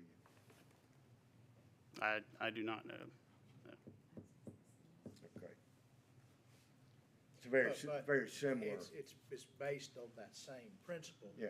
You have And the other thing I will say is, and I should have done a better job of explaining how that density is calculated at the beginning, and this is all under the city's development codes, what the landowner, the developer, does not even get credit for that area within the right-of-ways of the street. So even that is backed out of what we don't get credit for areas that you are installing the streets to serve the development. So we are looking at, that is deducted from what we view as what you're eligible to construct and to come to that calculation. And Mr. Dula's engineering concerns, if the council were approved this site plan, the next step would be all the engineering data would have to come back to the council, along with the traffic from DOT, their traffic driveway. Whatever DOT will require in terms of that. And that data will then have to be reviewed by the council again. Yes, it'll be a technical review at that point in terms of do those standards and that information that's been submitted to you comply with what the city and those other regulatory agencies have said are those requirements for development. Mr. Wilhort, step back to the microphone, please. Does your client have the 2 driveway permits at this point? Did we have a conversation with DOT at this point? I don't believe they've progressed to that point yet. All right, Mr. Mayor, I will say there are some details that are provided in the subdivision portion of this report we've saved that to once we get through the zoning. I can tell you that the city, as we always do, shared this development plan with DOT. The DOT has asked for those driveway locations to be staked so they know where to look should they receive a formal application for the project to move forward. So the information has been shared and DOT has provided advisory comments at this point. Usually the DOT, when they review it, they'll tell you whether you need to put a turn lane in. well, that was going to be my question for Mr. Summey. In your opinion, will DOT require a decel lane and a wide turn lane? From the indications we got to start with verbally, I don't think so, but it's still under review. We did have an initial submittal to them.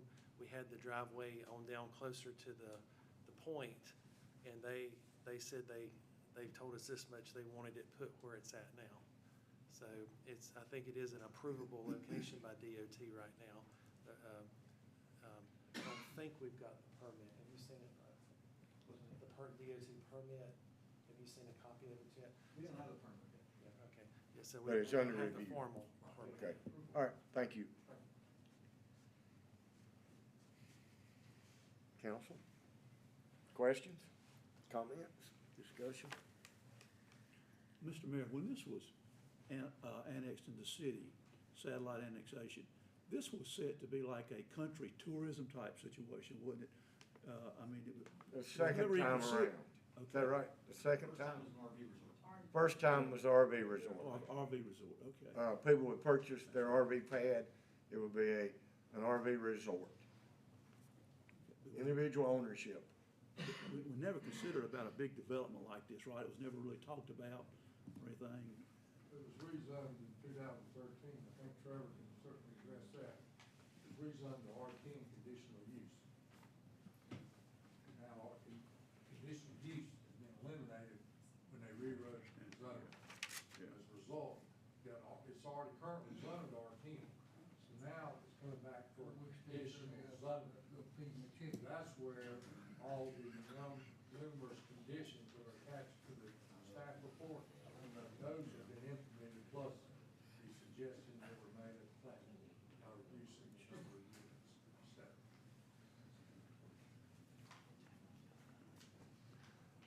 A couple of empty seats back here. Joel, is there empty seats there? If there's anybody out in the hallway that would like to come in and sit down, there's some empty seats in here. Mr. Price, come back up to the microphone, please. If you've got something else to say. Yeah, I do. I apologize. That's all right. I was also thinking about the water, because I know once they put that line down through there and open up those businesses, our water pressure's gone down to almost zero. I used to stand outside with my water hose and shoot water across my house.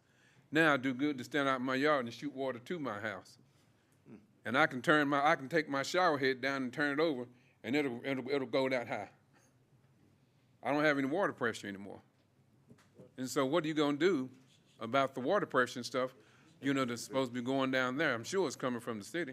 Outdoor storage building, construction company, and a couple metal buildings down there on the left. A couple of buildings right down past your house on the left. The businesses you referred to. Oh, yeah. Yeah, okay. Well, there again, we ought to be able to do something about that. That's not a normal occurrence, and it could be as simple as something between the street and your house. It, you know, it could be our water line, but that's something that we ought to be able to take care of. As long as I ain't got to tear my driveway apart again. I'll be happy to get some more water. You could have said it was gonna fall apart anyway. It is, man, I'm telling you. I've been calling y'all about that. Thank you, sir. Okay, council? You know, in my other life, people ask me all the time, what would it look like if we did this? And we've been sitting here, and when I started doing my homework on this, and I saw that we weren't gonna be able to, they wouldn't be city-maintained streets. There's a development coming in behind my house, those streets are gonna be city-maintained, they're gonna be turned over. What would it look like if we did have less density, wider streets that the city could take over later and maintain them? I think you'd have a much better community there than what you're proposing right here today. You'd have fewer houses. That's a whole nother animal to do there, I know, but it would make more sense if there were quite a few less houses, wider streets. Because those people that are gonna be buying those are gonna be paying city taxes, and they're not gonna get to enjoy all the amenities that those tax dollars buy. And we'd love for those people to be able to get their garbage picked up. We'd like to make sure that the fire truck could go down there and not run over 4 cars to get to the house that's ablaze. Hopefully it won't ever happen. You know, and I know from, if you've got one parking space, so you got a garage for 1 car, you know good and well that's just gonna be a storage unit, and the car's never gonna get in that garage after the first week. I'd like to see something a little better that's gonna be, that we could have some pride in that community if we're gonna develop it that way. That's what I would rather see. That's And just me. the chance of your guest parking halfway down the street, 8 or 10 units down the street in the community parking lot, walking down there at night or in the rainstorm is gonna be another issue. When they go to Bill's Super Bowl party and flush the toilets.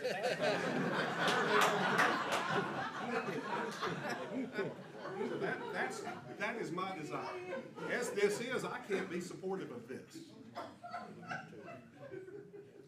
Let me just add a little context here. I live on a dead-end street here in the city, and there are 21 houses on my street. Single-family, mid-level houses. We had concerns, some of my neighbors had concern about the speed at which people were heading to the dead-end cul-de-sac on the end of the street. So I asked the police to put their little speed indicator data collection machine down there, and their report was in a 6-day period and a 5-day period, between the two of them on this little dead-end street with 21 houses, there were almost 3,000 cars past that street, past that little machine. Now, the good news was of all those cars, and I don't have those numbers in my mind, I may be off a little bit, but I was amazed at how many cars actually passed through my dead-end street. Only 2 out of all those cars were actually speeding, which tells me that 35 in some neighborhoods is probably a little bit much. You know, you got to really work to get 35 on my street. But we were surprised to find out most of them were not speeding. But I was really surprised at the volume of cars on that little bitty street. Now that is a city street with curb and gutter, and it's 30-some feet wide. Fire truck cannot turn around in my cul-de-sac without making a 3-point turn. I've been fussing about that for 20 years. here at this table, that our ordinance, our requirements don't address our garbage trucks, our fire trucks, and the size of the cul-de-sac, where they can actually go down and turn around.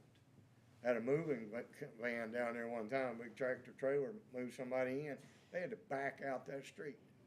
They could not turn around. So, we're talking about even smaller streets. And the neighborhood I mentioned earlier that wants the state to take over their streets because they're tired of the potholes and the homeowner association not being able to afford to keep up the street, can't get the state to take it over, and it's just outside the city limits, so it's really not, but they want somebody to fix their street. And they were not built to state standards, state won't take them over. They certainly weren't built to our standards, and they're not in the city limits, so we're not gonna take them over. Ultimately, while gated communities and private streets are nice if you live there, ultimately they become a problem. Nobody's gonna fix that street except the homeowner association. So, I have concerns. I was told this week they're building 6,000, they're either building or permitted 6,000 homes in Lee County right now. Trinity and Archdale, they got 2,000 or 3,000 permitted or under construction right now. It's because they have a 10-cent tax rate. Yeah, yeah. That's unbelievable too. So, that is my concern. I think this is a great place for a neighborhood. I think it'd be very successful. I think long-term, it's gonna be asking for some difficulties, and I'm with Mr. Burks.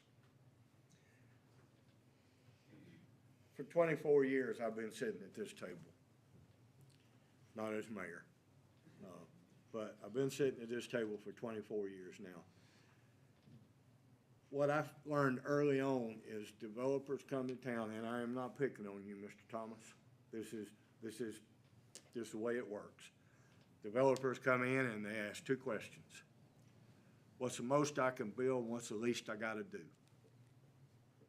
And when we don't ask those questions and just build what's good and proper and right, they're way more successful.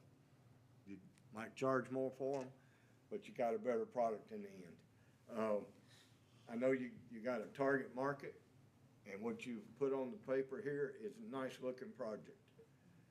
I'm concerned about the streets. I wanted to just respond to one thing about that, Mayor. With regard to this subdivision, your ordinances, the city ordinances, where's Trevor? 10% the number of units, is that correct? Parking spaces? For overflow. Yeah. For overflow. So it would. Yeah, it's our fault. Instead of being 179, it's gone down to 160. You're only supposed to have under your ordinance 16 parking spaces. He's changed it to 25. He's added the berm, and he's addressed scattering the parking for visitors throughout the park.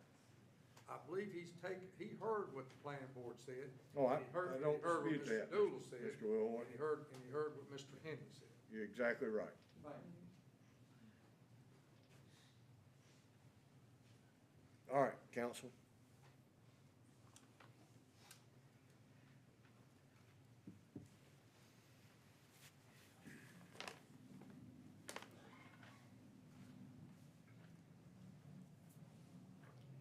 You can vote to approve, you can vote to deny, somebody can make a motion to table it and give us a little more. Well, Mayor, I'm along with Mr. Burks. I have some concerns about the density, and I understand relative to what's not used. What's not used is floodplain and right-of-way for a transmission line. I'm concerned about the parking. I don't care if you put on there, there's no parking on the street. They're gonna park on the street. You got one car in a 3-bedroom house. I have, Two spots. but there's one car garage and one open space. Okay, 2 cars in a 3-bedroom spot. We have 5 cars for 2 drivers. I mean, we're an unusual thing, but I guarantee you, for 2 adult houses, you're gonna have 3 or maybe 4 cars and no spots for visitors, and they're gonna park on the street. People will ride around town and avoid the parking lot right back here so they can park right in front of a store. And they'll circle the block 3 times to avoid walking 50 feet. We'll keep the motorcycle in the garage and the 2 cars in the driveway.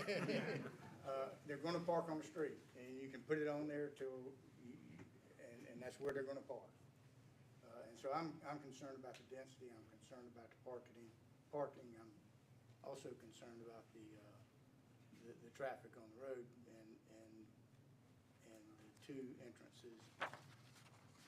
And I know we don't get pre-approved, driveway permits before we get to this stage, and that's somewhere down the road, but I just find it concerning. I would just move to table it and see if we can't, Is that a motion? I would move to table. Second.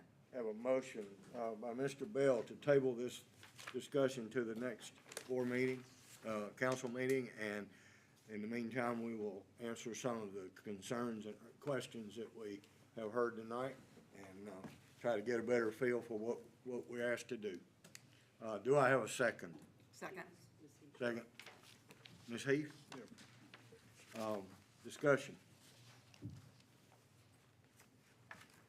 All in favor, say aye. Aye. All opposed? Thank you. That's May 5th. That is May 5th. And we will come back maybe with some answers. We will be here on May 5th to continue this discussion and try to make a decision for Mr. Thomas. All right. I apologize to you guys for making you sit here all night. Just sorry, some nights it works that way. We still got a couple other things to do before we get there. You have, Mr. Nuttall, you have 8B, sketch design review for Timber Ridge. We had a neighborhood, just while we're talking, we had a neighborhood propose a single-car garage and one parking place. Parking place was behind the garage, right in front of the garage. So anybody that parked in the garage, the car had to move for him to get out of the garage. So, we just have to be careful that what we approve is actually livable in the long run. Okay, Mr. Nuttall, 8B. Thank you, Mayor. This is, Okay. I will give you a minute to clear, if you need to leave. I got to feed my chickens. So anybody that needs to leave, y'all just, slide on out and please don't stand in the hallway and have your discussion. Go downstairs if you will, please. Or we need to close the door maybe. All right, go ahead, Mr. Nuttall. Thank you, Mayor. This is a different request. It does involve a subdivision of land, but this matter before you now does not involve a rezoning element. So the only action before you here is the request for a sketch design, which is essentially a master plan for a new residential development. The applicant, let's see what happened here. There we go. Sorry about that. The applicant on this is Davidson Land Development. They are represented by Summit Engineering. Again, this is a sketch design, but unlike the previous proposal, which was for a planned unit development, this is for a traditional or a conventional subdivision on just about 20 and a half acres. There is one pin involved with this request here this evening. There are 36 lots that are shown on the survey plat that I handed out. The current zoning on this property is R15. That zoning permits by right a development of a conventional subdivision, provided the proposal meets or exceeds the city's minimum standards published for that development. If you look at the average lot size for those 36 lots on that 20-plus acres, it's just under a average lot size of one half acre. On the screen, outlined in red, is the subject parcel proposed for subdivision. You can see on that map the R15 zoning and the R10 labeled to the east of the property. That is the delineation between the medium density R10 single and two family residential district and the R15 residential district. So a portion of this, a very small portion of the property does have R10 zoning. The vast majority is R15, which is a lower density single family residential zoning district. I will point out that this property is not shaded the cream color like the others to the south and east, because this is not within the city limits at this point. This property is within the city's extraterritorial planning or zoning jurisdiction, so we do have zoning authority on the property, but not, well, it's not in the city limits. From this map, you can see that there is a stream that that crosses the property from west to the southeast there, and once it leaves the property, that is when you start to see more drainage and 100-year regulated floodplain that starts to appear, which is demonstrated by that blue and white cross-hatching. This is a topographic map of the property. You can see there are two higher spots of the property, and then some significant drainage features that do contain that stream and some drainage for the property. I'll note that this property, while it is outside the city, it does have a city sewer main outfall that does cross the property, provides access to the property from that. Water is adjacent, but not quite to this property, so the plan would be to extend those utilities to serve the lots that are indicated. That extension and connection to those utilities would require, under the city's policy, for this property to petition for annexation prior to those extensions being made. This is a photo showing the development pattern from a few years ago, but does give you a sense for the adjacent development. We do have a significant undeveloped property to the southeast. That's actually within the county's zoning jurisdiction, and then you can see the neighborhoods in the vicinity. This is a picture of what the survey plat looks like. The boundaries of the subdivision is outlined in red. You'll see on this there is a single entrance proposed to serve these 36 lots. There's a looping street network with two cul-de-sacs to provide some additional frontage to get to those 36 lots. I've identified where that stream roughly is on that plan, and if you'll follow those contours, you'll see it moves to the southeast as it goes east on the property.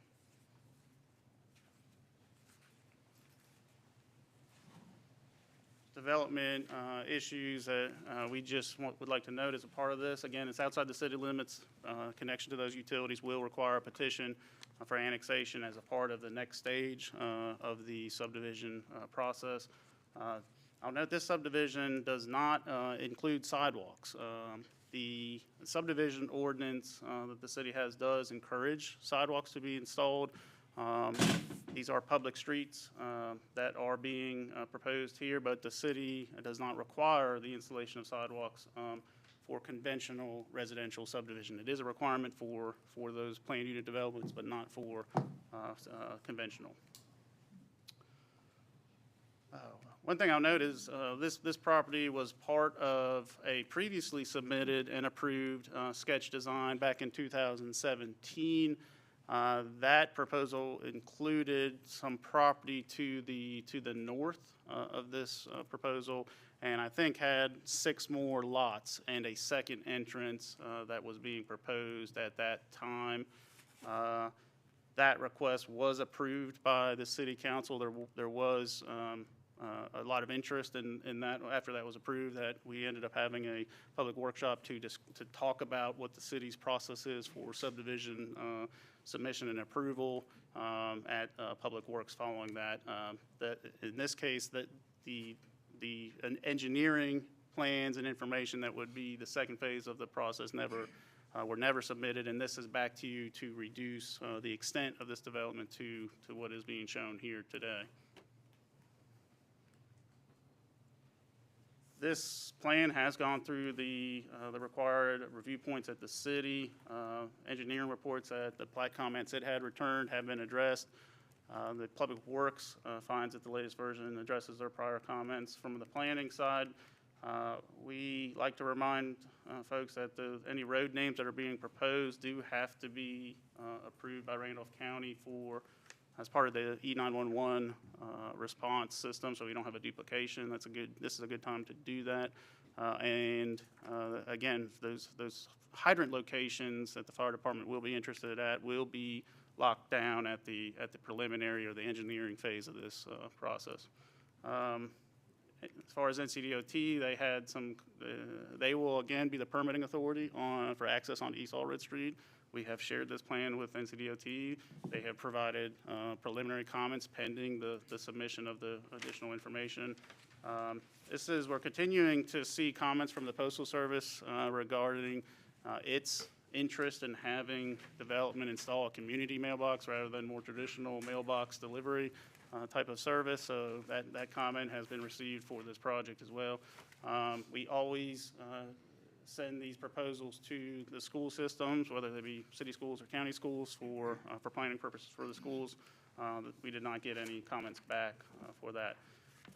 We've been over this plan. We've received revisions to this plan to address what the city's requirements are for sketch design. This comes to you with a positive recommendation from both the staff and the planning board.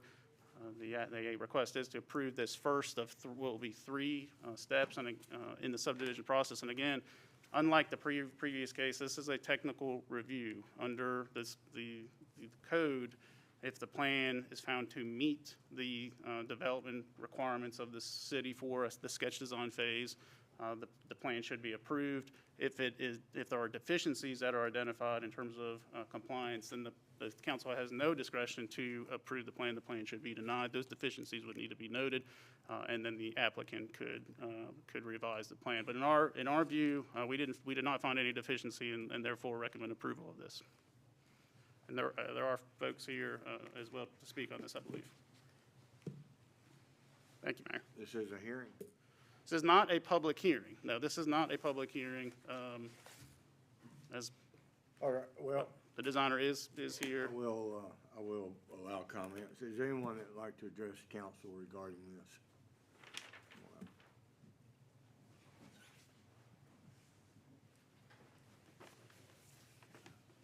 Need to print your name on the sheet there, please.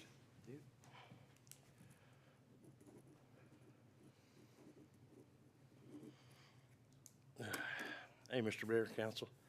I live at 986 East Allred Street. Your name, I'm sorry. Oh, I'm sorry, Ray Reed. McDowell has land that surrounds three sides of my property. We went through this a couple of years ago. It's just, nobody objects to him building anything. It's just the amount. It doesn't fit into the neighborhood. You're destroying wildlife. We already have a lousy response time if we call 911 over there. With big development, becomes more responsibility for our town. The problem I have is, I'm county. They want to annex this into the city. I love my Second Amendment. I'm not going to stop doing what I do on my property. We target shoot as a family. Friends come over, we target shoot. I already have a problem. The last time we shot, 7 calls to my house. 7 calls. That's a waste of town and county resources. I've had state police there. I've had Asheboro PD. I've had sheriff's office. They've all been to my house every time we shoot, and it's ridiculous. He builds these houses, it's just going to be a big conflict of interest. It really is. It's going to be a problem because I'm not going to stop doing what I do on my property. I moved here to get away from the big city. And ever since I moved here, I had to deal with McDowell's crap that he wants to build around my property. It's just, I'm tired of it. It's exhausting. Like I said, nobody has a problem with him building over there. It's the amount that he wants to build over there. He reduced it from, what, 42 houses to 32 or 36? Big deal. It's still a mass amount of people that are going to live there. We already got to deal with a bunch of noise from cars and everything else in that neighborhood. It's a bad idea all around, I think. But I had to speak my mind. I want to let you guys know I'm not going to change my ways on my county property. So I don't mean to sound rude, but I've become friends with a lot of cops because they come to my house quite often for gunshot calls. First name basis. So, All right. but I appreciate you hearing me out. Thanks, Mr. Reed. You have a good one. Anybody else? Come on up, Dr. Walker. Hi.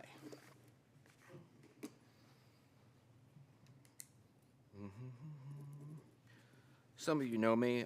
My name's William Walker.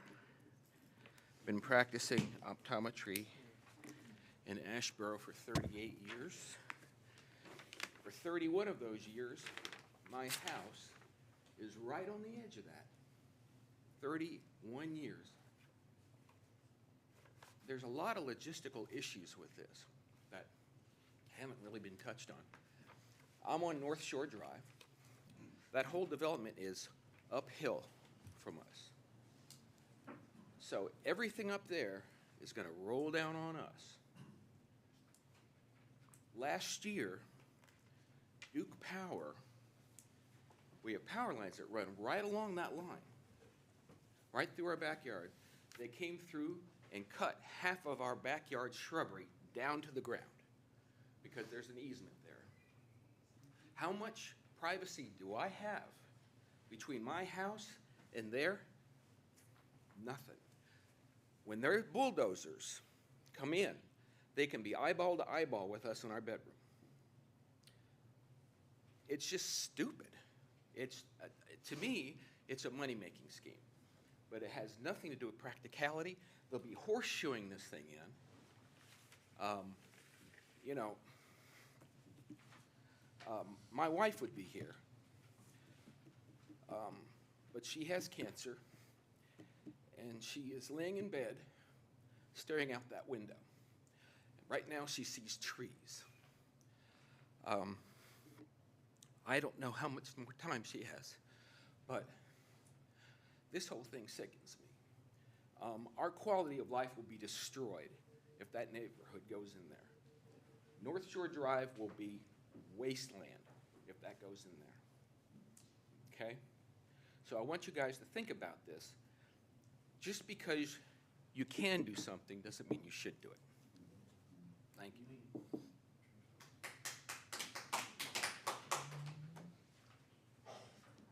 Anybody else?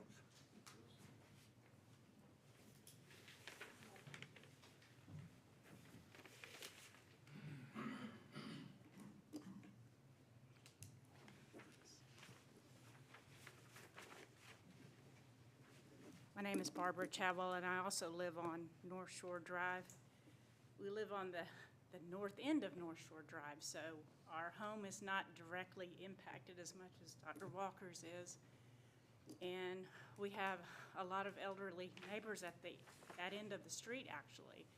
And just to echo what he says about the quality of life there, and again, we understand someone has a right to build on their property. The density is what scares us. We have issues, especially on that end of the street with in the cul-de-sac, the last cul-de-sac, with there being some flooding in that area. And as he said, this stuff, I mean, it's high, and all the neighbors on that side of the street, when it rains, we have issues with the stuff coming down off of that terrain. And more recently, on our street, we have had issues with city sewer. We had more recently, I don't even remember, about, over a month or two ago, come and dug up our yard, our beautiful front yard, and because they said they needed to put in whatever they call it, I don't know, like a flush pipe, in case it backs up. They can have easy access to it. We're Clean out. like, It's a clean out. so this has become the norm because we're not able to, we're not able to handle the capacity as it is in our area. They said that they needed to do that, and they've done it on a fair number of the houses on our street already. So we have real concerns about that. I know toward the end of the street, they've had issues with, the sewer backing up and the smell and what have you. And we've been through a lot. I mean, they mentioned the stuff with Duke Power, almost 2 years that they tore up that whole area, took people's shrubs out, and it was only because we were vigilant and hammered on Duke Power to come back and fix this crap up. You go drive over there right now, if you haven't driven over there behind it, and see, because we were very vigilant and said, you're gonna come back and do what you promised to do and fix it. And so now we just got reset with that, probably within the last month. And as soon as it grows And back, it's- they'll come cut it again. Well, no, I mean, but they've done a nice job, and they tried to take care of some of the issues with the water runoff from the area right near Ray's house. And then now to think, here we are again, and it's like, how much are we gonna have to go through? We've also, as you all know, on the other side of our property behind us was the whole, potential expansion of this landfill. So it's just like, we have it coming at both sides of us, and we are just really spent on it. And we hope that you all will consider the quality of life for the people who have had their homes there a long time, including us, almost 28 years now. So thank you for your time. Anyone else? I want to make one more point, Dave. We're talking about, and Barb were talking about how Duke Power cut everything down. If you want to put more privacy up there, they won't allow it. So if you plant a tree and say, okay, this is my privacy tree, no, they'll come back and cut it around down again. You can't put a structure up. You can't put a fence up that's above a certain height anywhere near those power lines. So we are wide open.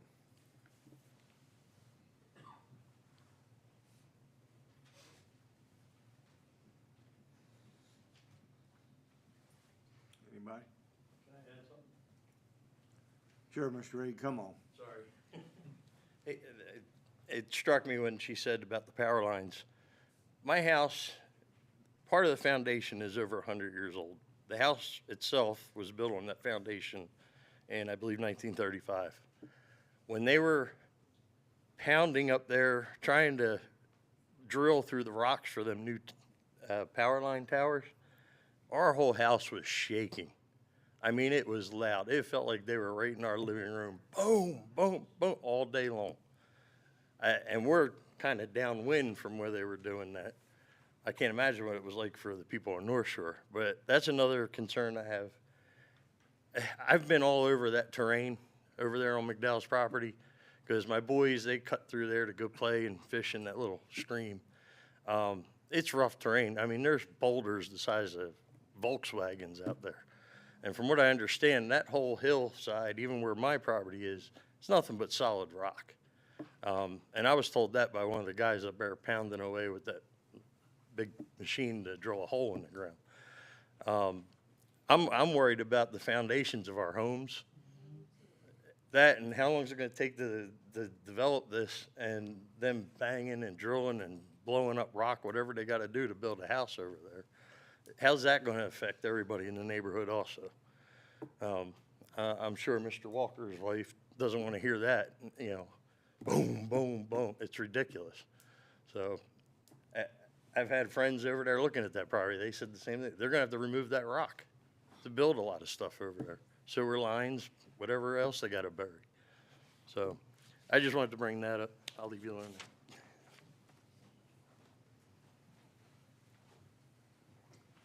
Mr. Noble.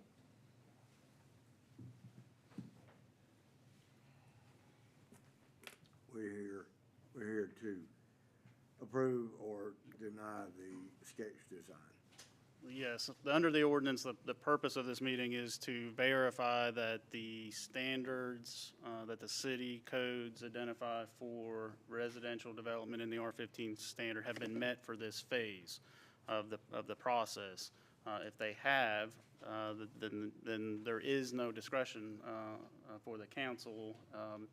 But if it does not, if there are deficiencies, for instance, if there are, what we are looking for at the staff level and what you would want to be looking for here is, are the lots at least 15,000 square feet minimum lot size? That's what the zoning ordinance requires. Is the minimum road frontage provided by this plan as stipulated by your codes? That is the level of review that is to occur here. If there are no deficiencies found, then it is not a discretionary judgment.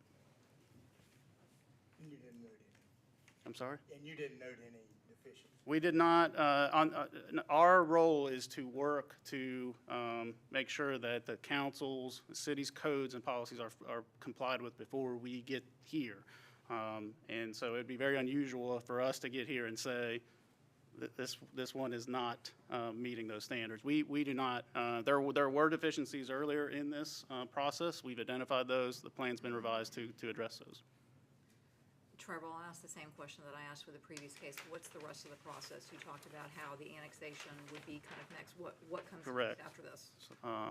The city has a three-phase review process for major residential development. The first is the submission and review of the master plan, the layout, general street network, and general layout plan for, utility plan for the property. Following that process, you're moving to the preliminary engineering and planning for the project. That's where you see the full package of civil drawings and engineering drawings, you know, the various things that come with constructing, the constructability of that. I will say that it's not unusual as you get to that phase that some of the issues that have been talked about here, the ruggedness of the terrain, the rock may lead to some revisions, some reductions, is not all that unusual as that engineering takes place. That would be the second phase of this process. That would come to council for a second technical review.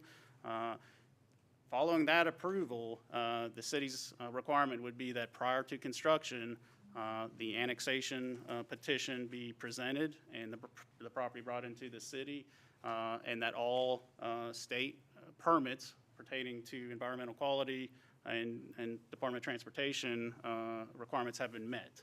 And then following that, the development, any development under this process is built.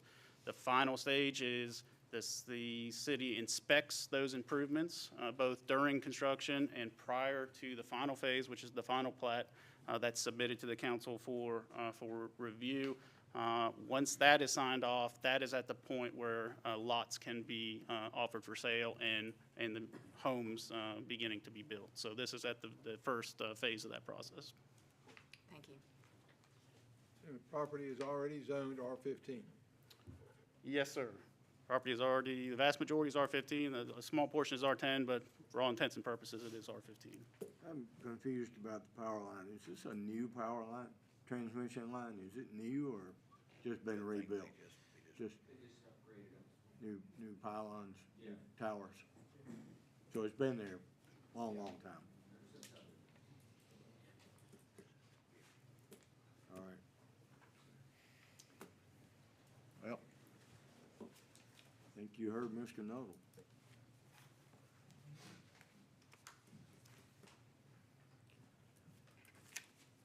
All right, council. Mayor, I move we approve the preliminary sketch design. Have a motion by Mr. Bell to approve the preliminary sketch design. Do I have a second? Second. Second. Ms. Redding. Discussion. I think we're all very aware of your concerns. We understand your concerns. But we have a responsibility that we have to accept what meets our requirements, the way that I understand it. And again, we're very sympathetic. Mr. Burks had the same thing happen in the back of his house. A development that he didn't want, but it had to happen. There are things down the road, as Mr. Nuttall talked about, that will probably impact this development, but I think it meets the requirements. I feel your pain with Duke Energy. I have a transmission line right beside my master bedroom, and we used to have some screening between us and Salisbury Street. Now I can count the cars. Yep, and it's been there for 175 years. Yep. And I take comfort in, I'm sorry, Go ahead. I take comfort in knowing that we have opportunity coming to ask a lot more questions and address some of the things that people have brought up. All right, all in favor? You have a motion to approve in a second. All in favor, say aye. Aye. All opposed? Motion carries. The preliminary sketch design is approved.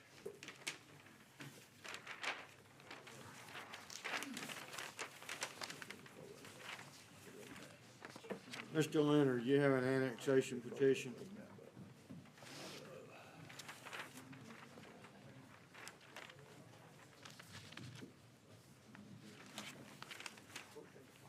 Yes, sir. This is for the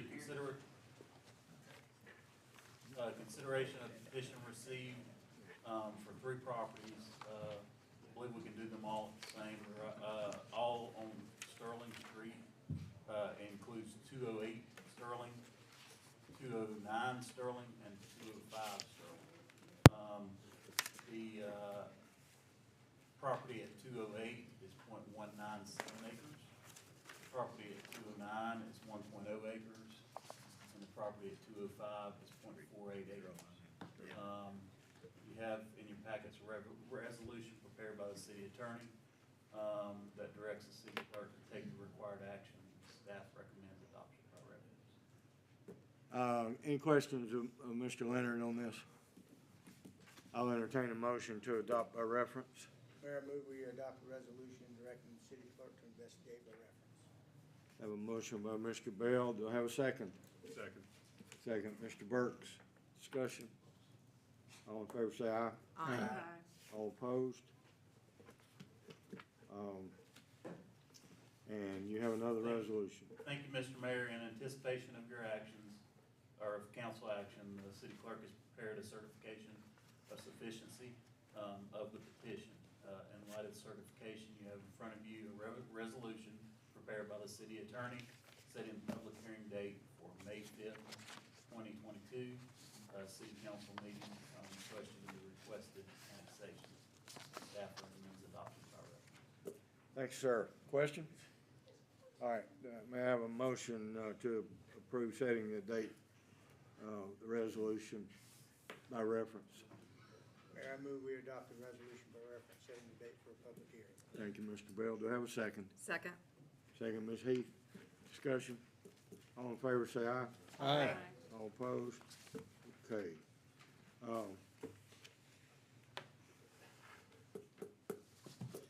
I'm gonna, may I take these out of order? May I move the? It'd be I can helpful see for our that minutes. concerns you. It'd be helpful for our minutes if we could move straight forward. It will not take long unless there are a lot of questions on the first All right, two. item 10A, speed limitations. Go ahead, Mr. Sugg. Yes, sir. The city had requested and received a traffic study from DRMP focused on Dixieland Acres. That recommended a speed reduction throughout the neighborhood down to 30 miles per hour. The ordinance that is in front of you lists the streets. I will note, I'll be happy to read them, but it lists the streets in Dixieland Acres. The one note is Kenmore Street. That's just the section south of Dixie Drive. Their speed limit would be reduced to 30 miles per hour. You also had a request from a citizen relating to Rockcliffe Terrace, unrelated to that study, to reduce to 25 miles per hour. This same ordinance does reduce the speed limit on Rockcliffe Terrace to 25 miles per hour, effective when signage is posted. I'll be happy to answer any questions, but if it meets your approval, adoption by reference of the ordinance is requested. Questions? You know, we've been working on traffic calming for Dixieland Acres for quite a while, so this is the first step in actually getting this done. I know the citizens over there have been very patient and, getting a little antsy about it not getting done. So, do I have a motion to adopt by reference? Mayor, I move we adopt by reference. And Mr. Burke's making a motion to adopt by reference. Do I have a second? Second. Second, Mr. Bell. Discussion. All in favor, say aye. Aye. All opposed, motion carries. Stop intersections. Yes, sir. Following up on that same study by DRMP and Dixieland Acres, the recommendation was in the alternative of putting in traffic circles to go with four-way stops. So the ordinance that is in front of you establishes four-way stops at the intersections of Brookdale Drive and Sequoia Avenue, and also at the intersection of Pepperidge Road and Sequoia Avenue. Those would take effect as soon as the signs are posted if you adopt this ordinance by reference. Questions? This is basically just a spelling out of what we saw the study a couple of months ago. It's following that study and implementing it. Okay, motion to approve by reference. Mayor, I move we adopt the ordinance designating the intersection four-way stop by reference. Thank you, Mr. Bell. Do I have a second? Second. Second, Mr. Swigers. All in favor, say aye. Aye. All opposed? Motion carries. Okay, item C, alcoholic beverage consumption in a social district. Mr. Sugg, will you give us the, everything we need to know about what you drafted? I'll do my best. I'll start off with what we are asking and not asking for. From the staff level, we are not asking for final action on what's going to be presented tonight. In fact, we strongly recommend that this be used as an opportunity, a starting point for the conversation, and then that way, as I draft and get input from other staff, we get your policy-making guidance on what exactly you want in the ordinance. In short, we're talking about a workshop.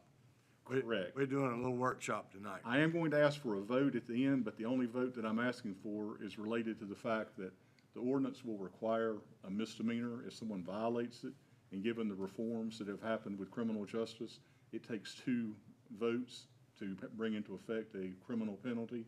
So at the end of the discussion tonight, I would ask you to vote on the basis of what is presented to tell me, to draft your legal counsel, how to change what is here, how to correct, fix, improve what you want done. So that'll be the only action we request.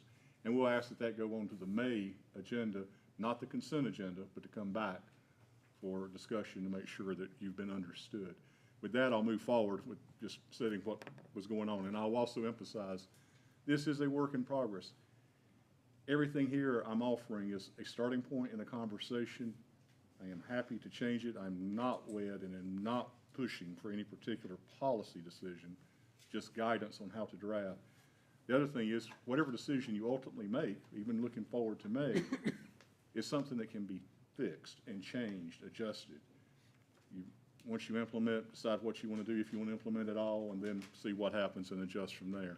So with your permission and with Mr. Nuttall's help, you would show, that's what initially came up back in December as far as talking about the social district. And I think it helps to put it in context. How you draw the district makes a difference, because my shorthand, the social district, within those confines, you're saying that the city's ordinances regulating the possession and consumption of alcoholic beverages, the open carry, don't apply during the stated times within the stated area. Those ordinances stay in complete effect and control everywhere else, but within the district during the stated times, dates, and times. So it matters how you draw those lines. Now, after that was submitted, last month, there was a public comment period, and we did hear some comments about, and I don't want to put words in people's mouths, but as I recall the discussion, one of the things pointed to the experience that came out of the pandemic, not wanting to put businesses in the place of being a gatekeeper, for lack of a better word, and having to tell people to stay out. That comes up especially if an establishment is not a permit holder, a permittee of the North Carolina Alcoholic Beverage Control Commission.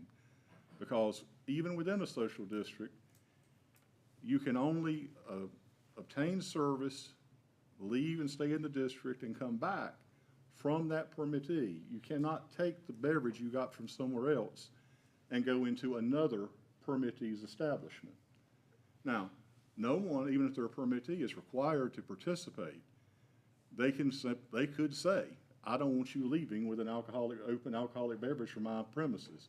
They have no option under the rules to let someone come in who purchased a beverage somewhere else and come into that establishment. The wrinkle that came up at the public comment period, that particular restaurant does not hold a permit from the ABC. So, since they don't hold a permit, it would be a matter of that business certainly has the right to say, I don't want you bringing an alcoholic beverage into the establishment. Law wouldn't require them to say that. They have that right. But I think that gets to the phrase, like I said, I'm just paraphrasing, of the gatekeeper. Really, the statement was the city wanted the city to exercise some more control over that rather than the business having to say, I don't want you coming in. So, Trevor, if you wouldn't mind moving to the next slide. In order to address that, and with the framework in mind, here again, it's just one suggestion. In order to get more comfortable with the implementation of the social district, figure out how it works from the staff level, this is one possibility of narrowing that down.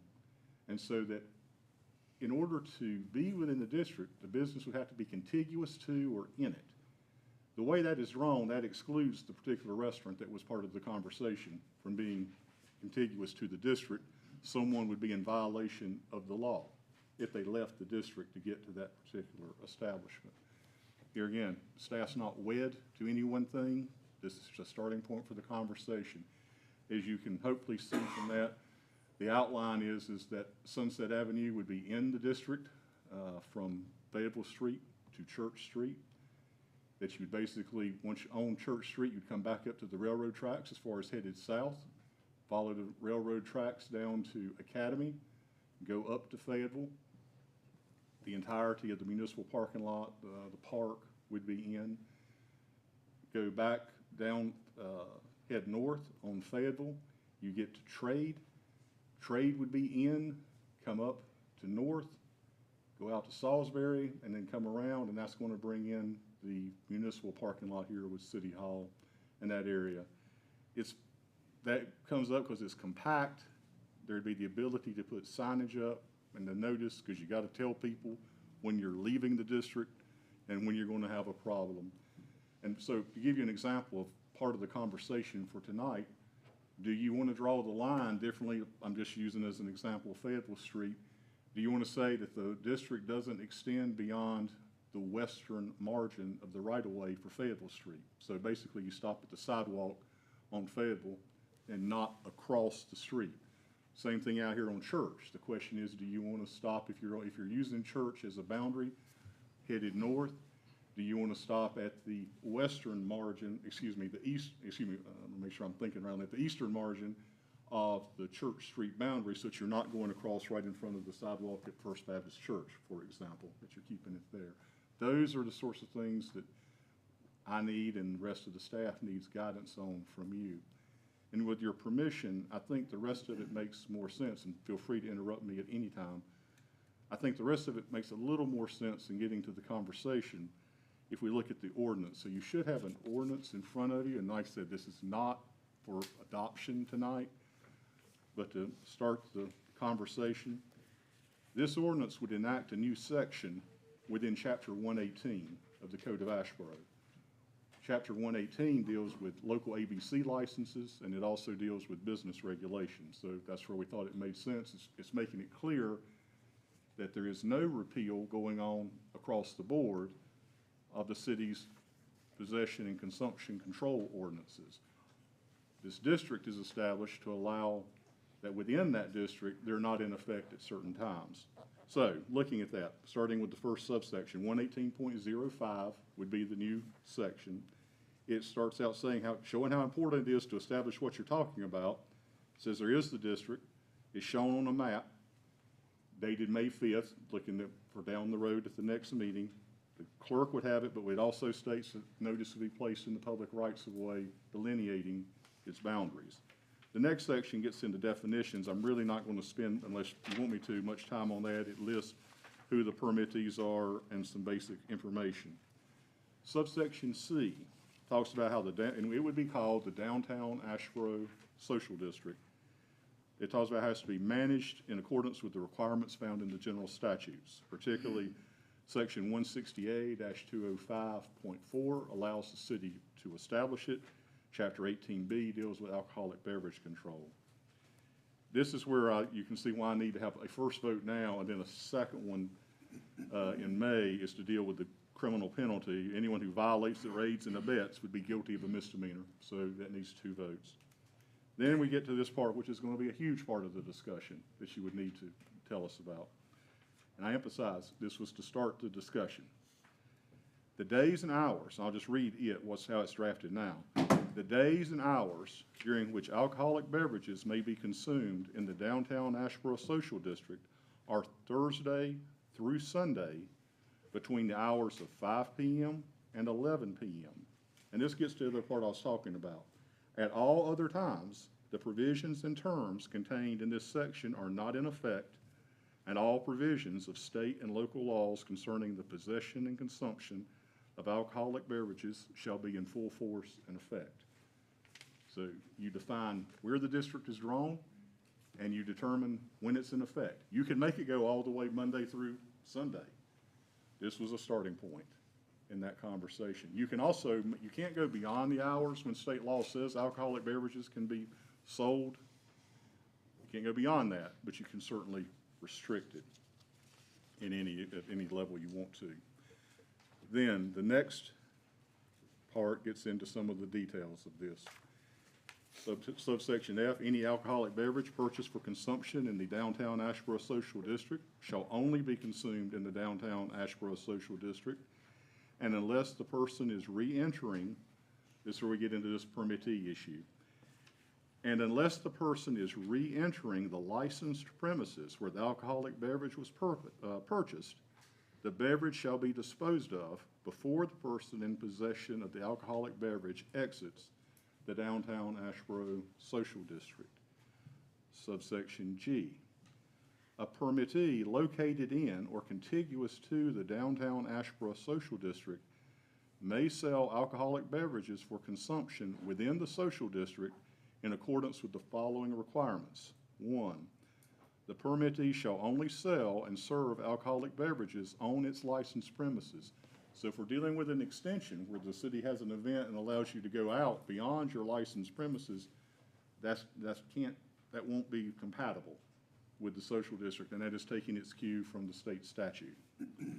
And then 2, the permittee shall only sell alcoholic beverages for consumption in the social district in a container that meets all of the following requirements. A, the container clearly identifies the permittee from which the alcoholic beverage was purchased. B, the container clearly displays a logo or some other mark that is unique to the downtown Asheboro Social District. C, the container is not comprised of glass. And by the way, this is coming from the state statute. D, the container displays in no less, and the state statute gets this specific, in no less than 12-point font, the statement, "Drink responsibly, B21." And E, the container shall not hold more than 16 fluid ounces. Then it goes on to say 3, the permittee shall not allow a person to enter or re-enter its licensed premises with an alcoholic beverage not sold by the permittee. Then H, the possession and consumption of an alcoholic beverage in the downtown Asheboro Social District is subject to all of the following requirements. 1, only alcoholic beverages purchased from a permittee located in or contiguous to the downtown Asheboro Social District may be possessed and consumed. You can't bring your own. You can't substitute it into your container, what you brought from somewhere else. 2, alcoholic beverages shall only be in containers meeting the requirements set forth in subsection G2, which was above. 3, alcoholic beverages shall only be possessed and consumed during the days and hours set forth in subsection E, which was above. And then it's talking about nothing in this section shall be construed as authorizing the sale and delivery of alcoholic beverage drinks in excess of the limitations set forth in, under state law. You can't be buying more than 2 and carrying that off. This doesn't change anything about the generally applicable regulations. And then, 5, a person shall dispose of any alcoholic beverage in the person's possession prior to exiting the downtown Asheboro Social District unless the person is re-entering the licensed premises where the alcoholic beverage was purchased. So you can't carry it with you beyond where those delineated boundaries are for the social district. I will note in here that there's another wrinkle to it that I'm a little concerned about. There was some discussion that came up back, I believe it was Councilmember Bell who brought it up, as far back as December, about maybe adding other identification on the container. The concern my concern is that the statute is so specific about what you can put on, what is to be put on the container, down to telling you font size. And then there's another subsection that states supplemental or additional regulations can be adopted by the North Carolina Alcoholic Beverage Control Commission, and it doesn't go beyond that. So I'm always a little leery whenever a statute takes the time to show the General Assembly thought about an issue, authorized it, but didn't expand it. But I do offer this as one way. It's not listed here because it doesn't really have to be in for regulation, but it's something the city has to comply with. In the general statute, if you decide to move forward with this, we have to provide a map, and we have to notify the ABC Commission of what's happened. The other thing is, there's a provision that the city has to develop policies to maintain safety and the safety and the health and maintenance of the social district. And those policies are supposed to be placed on the city's website, in addition to directions and some other issues. Since that directive is in there, it does make me feel like that gives the opportunity to develop policies in consultation with the people being regulated by the social district of what more are you willing and do you want to put onto to assist the police in handling this enforcement issue that could come up, and make it more effective, even down to the point of, well, do you want to have something, I hate to use this term, it sounds too formal, but do you want to have ambassadors during the transition period to help people understand where these limits are, what the rules are? I think those are the sorts of things that can be put into the policies and put on the website, made part of a city-wide approach to make it a partnership with the police department. And downtown Asheboro brought it up as far as the idea, as far as the concept of the social district and using the state law authorization to get that sort of partnership, and it could be addressed that way as a sideway without running into that preemption issue. Just a thought. So I did a lot of talking. I'll be happy to try to answer any questions. Well, the purpose of that is to give the merchants both cover in terms of, well, I sold this at 5 o'clock. Right. And here they are at 9 o'clock and it's cold. Yeah. You know, they've either supplemented it with their own, and I'm not responsible, or to prevent people from buying something in the social district, then going and then just constantly refilling and just. Hang on to your cup from a previous day or something like Right, that. just by way of limitation, really, so. I believe Greensboro has now enacted this, and last week was my first time seeing it, and the cups in Greensboro meet this requirement, that they have the date and the time written on the cup. As a, I know Greensboro. Like a permanent marker, or?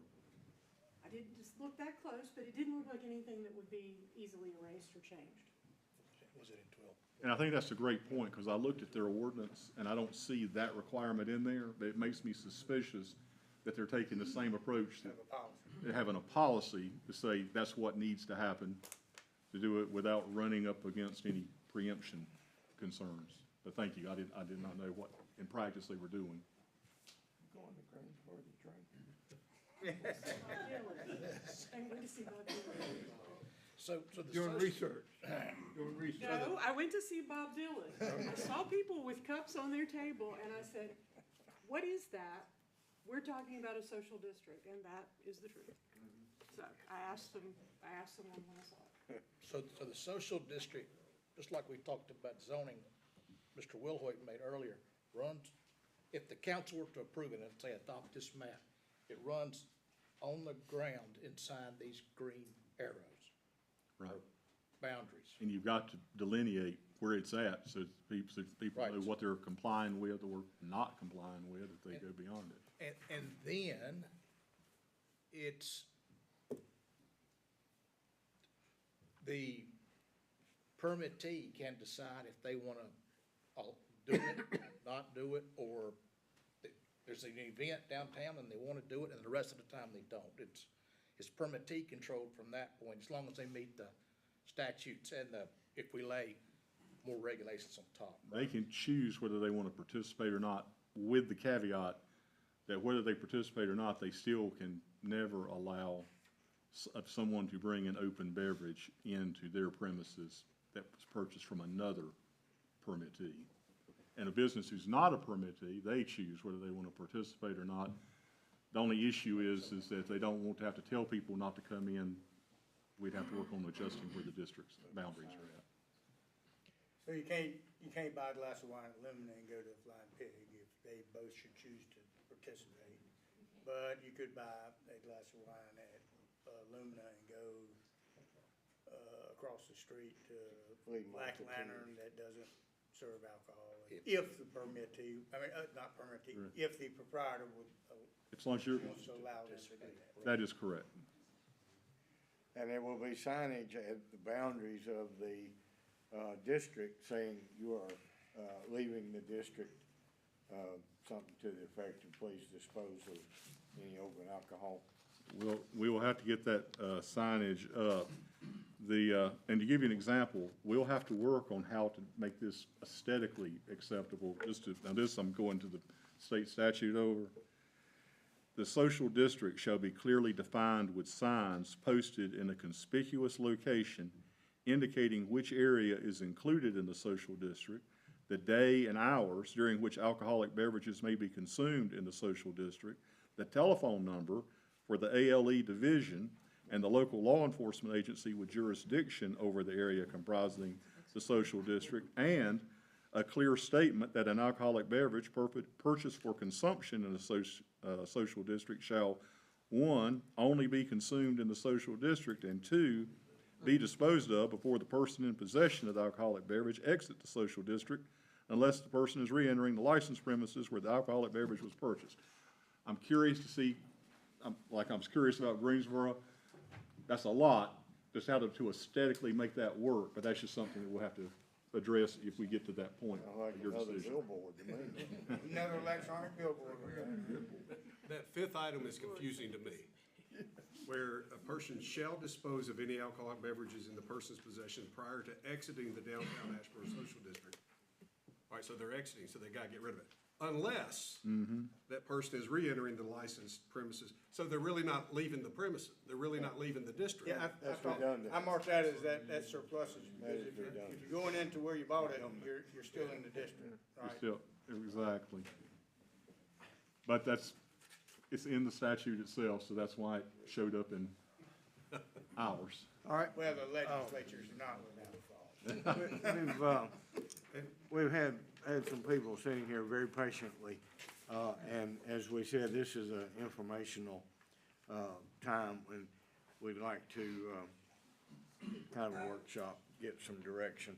So I'm gonna allow the people still here in the audience that would like to address the council to stand up and make their thoughts known to the council, which will help council and help our staff attorney to refine the process.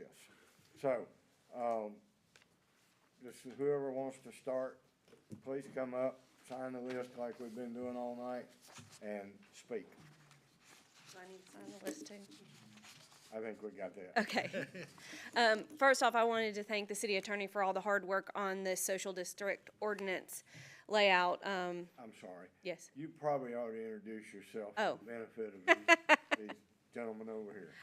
My name is Rebecca McGee. I am the Downtown Asheboro Inc. Executive Director, and we are kind of behind the start of the social district. I wanted the council to consider two things in the proposal that is brought forth. The reason we drew the map originally is because thinking of our program of services. So for instance, when we partnered with the St. Patrick's Day celebration, we did a coin hunt. We want people to go around all our downtown to go see our businesses. Even if they don't go in, we want them to experience our entire downtown. And so the original map that I drew was that with that in mind. When we sent out our coin hunt, we're doing an Easter egg hunt next week throughout our downtown. We send it out to all of those people about within that frame and say, hey, would you like to participate? So for example, with the coin hunt, since we actually have some actual experience on that, we hid coins inside the stores and outside in the district in case the stores were closed. We went all the way to Brightside Gallery. We did a trail of coins down there, all the way over to the table and down to Salisbury Street. That's the original reason why this district was drawn as it is not necessarily to think of just the restaurants and the alcoholic beverage consumption, but to think of the events that go on during this time that stores might benefit from it. So, we were sitting there. I was hoping to have it in place by March and, think of the fun of that event and then being able to do that coin hunt around town while carrying a beverage. That was the original thing. So I'm happy, to compromise. I loved the idea of including who wants to be included, but I just wanted you to know that forethought and why I actually would love a bigger district, just so when we do have those additional events, it doesn't exclude anyone from saying, hey, you can participate, but before you walk across this line while you're playing a game in downtown Asheboro, you have to pour out your drink or put it down somewhere. That was the reason behind that. The other thing is I would like to reconsider the days and times. Those are also based on events. We have found from our feedback with other cities that it is easier to say it's a 7-day-a-week thing than it is to regulate certain days of the week. I will also point out that we did an event last year with Taco Loco, I think on Mexican Independence Day, if I remember correctly, where we had to we did a streetery with them. At the time, we only had an extension of premises. This would make that process a lot easier, but it was on a Wednesday. So I see benefits of having a 7-day-a-week thing. The businesses within our district are going to regulate the days that this can really happen. No one's really available on a Monday. Let's just face it. I'm trying to get Sam, when he gets done, to open up on Mondays. But you're not really going to see that on a Monday. But it's easier to make it 7 days a week, just from what I've heard from other cities. Also being said, that time frame to capture our events all day long. We started the streeter at 11 a.m. in the morning. I explained, if someone was out there at 10:59 because they started early, I don't want to get anyone in trouble, so we proposed a little bit earlier in the day. Again, the businesses are going to regulate that. You're not going to have someone walking around with an approved beverage at 10 a.m. in the morning on a regular day because there's no one out there to sell them a beverage at 10 a.m. in the morning. But I just wanted to get up and make those 2 points about the proposal. But again, thank the city attorney for all the hard work he's done. I know this is new territory for all these cities, and thank you for considering it. And I brought a few people with me tonight, so thank you again. Thank you, Rebecca. Go ahead. The streetery, was that a single issue? I would have to go back and look to see exactly what and we'll have to look at that because there is some sentiment amongst the people I've spoken with in legal circles to completely exclude any sort of special event like that because the statute already says that you can't go out and sell beyond your licensed premises. And so it's not to have the conflict of figuring out which rules and not to inadvertently throw someone over into violation. Because if if the city's own ordinance says the social district's not in effect at this point, there can't be a violation by the permittee by being beyond their licensed premises when they're out there. That's another one it's not in here now. But that's another part that's floating around. Let me ask a question here about item E, because the way it reads to me, when she said something about, not in the 7 days, but 10 o'clock in the morning, because it reads, the consumed downtown Asheboro Social District are Thursday through Sunday between the hours of 5 p.m. and 11 p.m. Should it not say each day after that? because that reads to me 5 PM Thursday to 11 o'clock Sunday night. Here we go. That's how that reads to me. If you added the words each day, I don't mind, I mean, yes, I mean, we can certainly, anything that adds clarity, I'm always for. I'll confess that not a whole lot of effort was put on tying this down, because I'm not sure where we're going to end up on the time. Good idea, good idea. All right. Let's, go ahead, Boyd, I'm sorry. Well, Rebecca, go ahead. It is Rebecca, right? Yes, I'm Rebecca McHouston, and wait a second, I can't talk and write at the same time. I'm Rebecca McHouston, and I run Lumina Wine and Beer. And so, again, thank everybody for their hard work, and Rebecca, thank you so much for everything you're doing, and council members and mayor. I was so excited when I first heard this idea. And I have to say, what I want to address today are the hours and the boundaries, because what I envisioned when we first heard this was literally, I'm going to start selling picnic boxes, and people are going to come in and buy a box and take a glass of wine and go over to Bicentennial Park.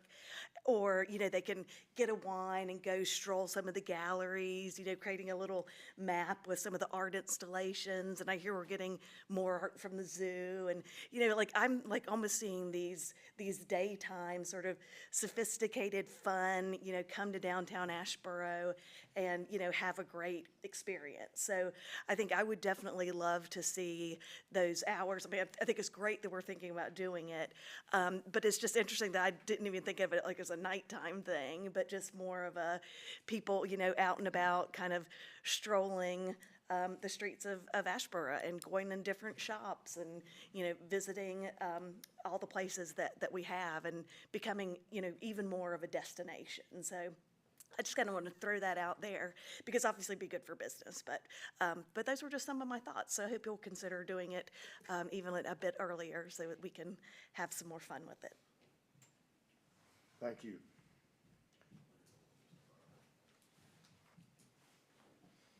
I need to get some blood in my legs. Some nights are like this. It's unfortunate, but somebody has to be last. brother, it's like this when church service goes along too, you know. Keep that in mind. Not at Sunset Avenue and Kingdom Life, I can tell you that. Our people are standing up. They're not sitting like you. I'm Boyd Barley, pastor at Sunset Avenue Church of God. A couple of personal thoughts, if I may.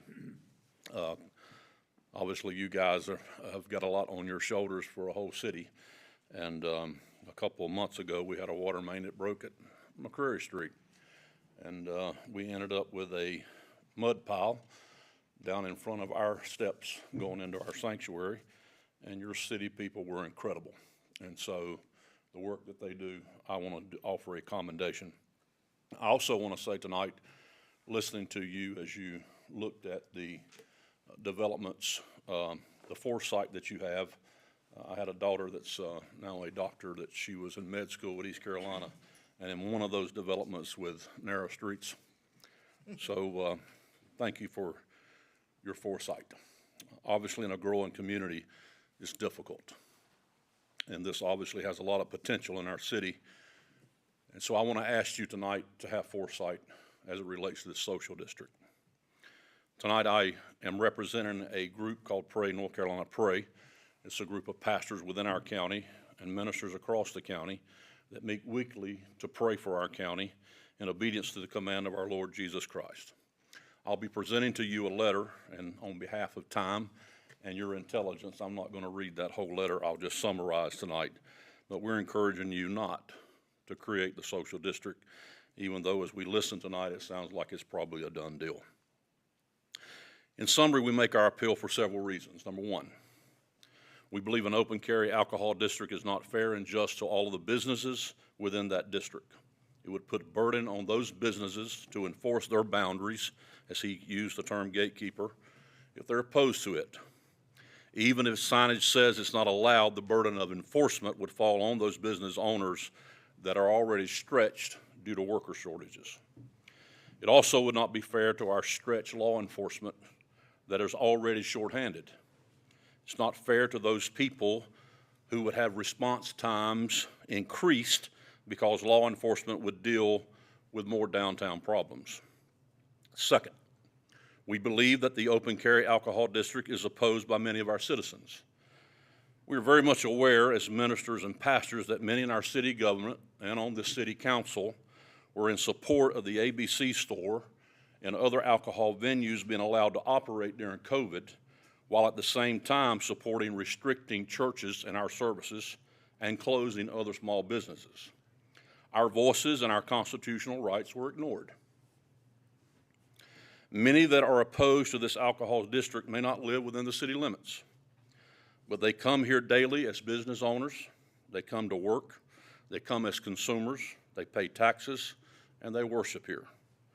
We implore you to listen and hear our concerns, and please don't ignore us again for the sake of more alcohol sales within our city. We believe, thirdly, that an open carry alcohol district will be detrimental to our city. As ministers of the gospel, it is our responsibility to speak of the consequences of not following the path that God has laid out for us. As leaders of this city, we want to remind you that you are responsible for the decisions you make and the repercussions of any of those decisions. We're very well aware, and we know you don't make anyone drink or drink too much. But the Bible is clear: if you see danger and do not warn those around you, then the blood of those who are harmed or die are on your hands. God has declared a path of blessing. If we will follow it, we implore you to follow that path. Fourthly, we believe that an open carry alcohol district within our city is unrighteous. The Bible is clear. Righteousness exalts a nation, but sin is a reproach. Sin is a disgrace. Sin is a shame to any people. God has set before us life and death, and He challenges us to choose life. When it comes to this city, you as the leaders are empowered with the ability to choose the direction of this city. The seeds you choose to sow will determine the fruit that is produced. We appeal to you to make righteous choices, and in the words of John Adams, we have no government armed with the power capable of contending with human passions unbridled by morality and religion. Our Constitution was made only for a moral and a religious people. It is wholly inadequate to the government of any other. We implore you, don't make Asheboro the other. Lastly, we as ministers will continue to do our part. We will continue to preach the gospel of Jesus Christ and the truth that sets people free. We will also continue with our responsibility to pray for you. We want you and the whole city to prosper and be in health, as the Bible says, as your soul prospers. Thank you for listening tonight. Thank you for enduring a lot. Thank you for shouldering the burden to lead a city. And may God grant you the spirit of wisdom as you debate this issue. Thank you. I'll give the letter to the clerk to give to you. Thank you.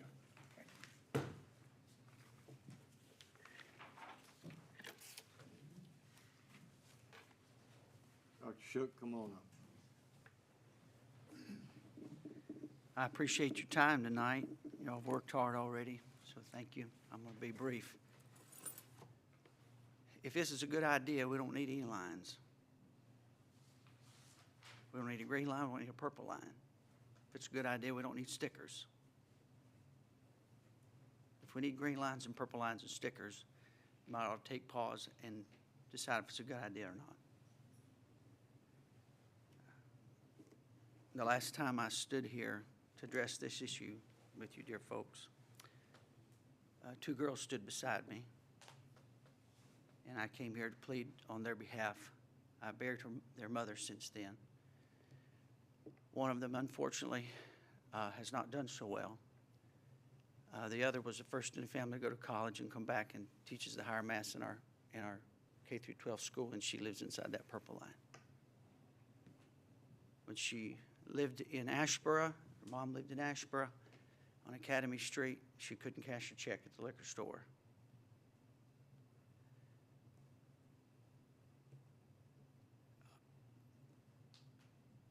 if I may, and I ask permission to do this, this is a voice message that I received 2 days ago. And I'm gonna lower the volume so as not to give the name, but I think it's worthy of us considering. Pastor Shook, this is James in Cynthia, Shropshire. We were sitting here talking about Tony and talking about you. And we appreciate everything that you've ever done for Tony. And we'll always think about you. And Tony loved you. He loved you. Phone number's 33. She left that voice message for me on Tuesday, on the anniversary of her son's death. I stood here 14 years ago. That was in 2008. In 2009, two young men in our youth group, good, both of them good boys. It was a football player. Made a decision one night, and one of them said, "I'm not going to go where the booths were open and available to underage young men." And one of them went, and one of them didn't. The one that didn't went to college, is now the principal of our school.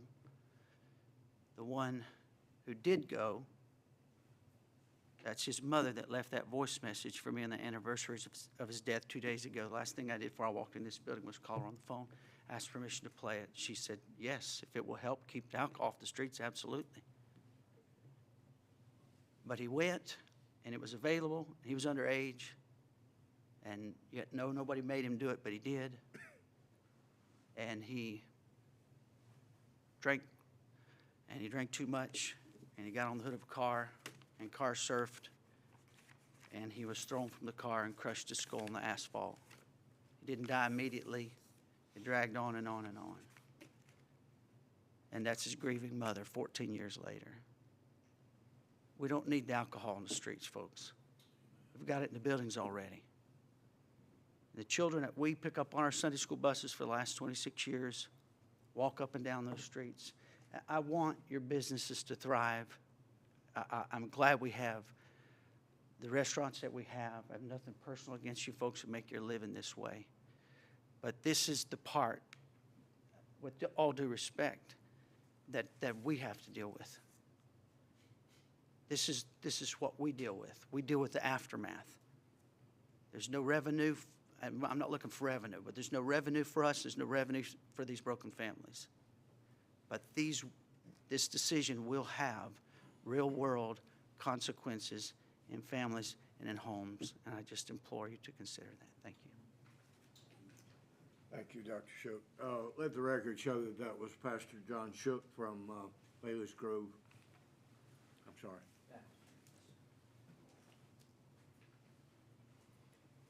Good evening, everyone. My name is Ricky Delk, and I actually attend Bayless Grove. But I actually found out about this morning from Mr. Jackson, Mr. Neil Jackson. So glad I ran into him. And I actually have my 15-year-old son here tonight. I don't see any other teenagers here. He wants to get involved in politics. So he's got his eyes here tonight watching you. So I wrote down while I'm here, as I understand it, the General Assembly passed a bill last fall giving cities and towns the options to create social districts. The first version of the bill was called Bring Back Business to Downtown. I stand here tonight in opposition to the proposed social district, primarily due to being part of a alcoholic family. Being placed in foster care from the age of 6 years old to 18.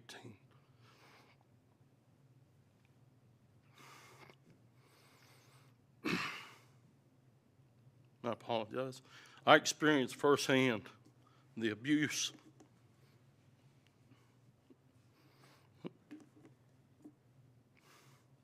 living with an alcoholic father.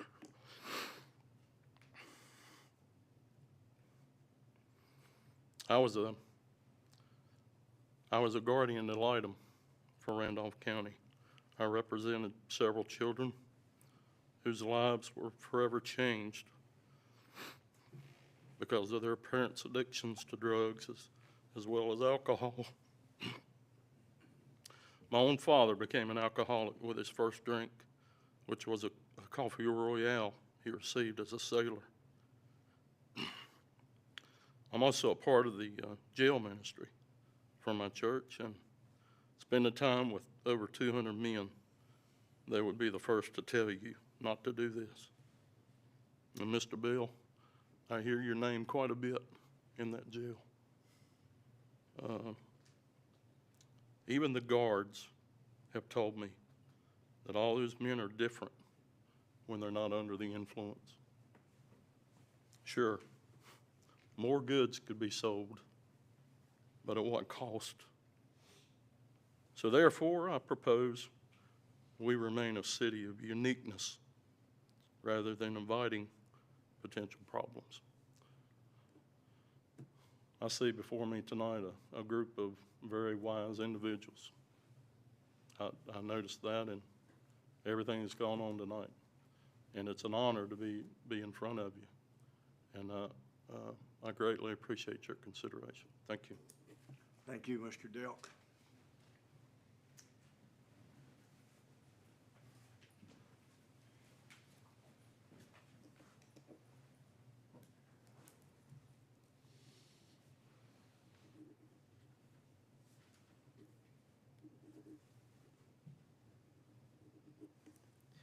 My name is Gary Mason, and I am the retired Asheboro Police Chief, 13 years now.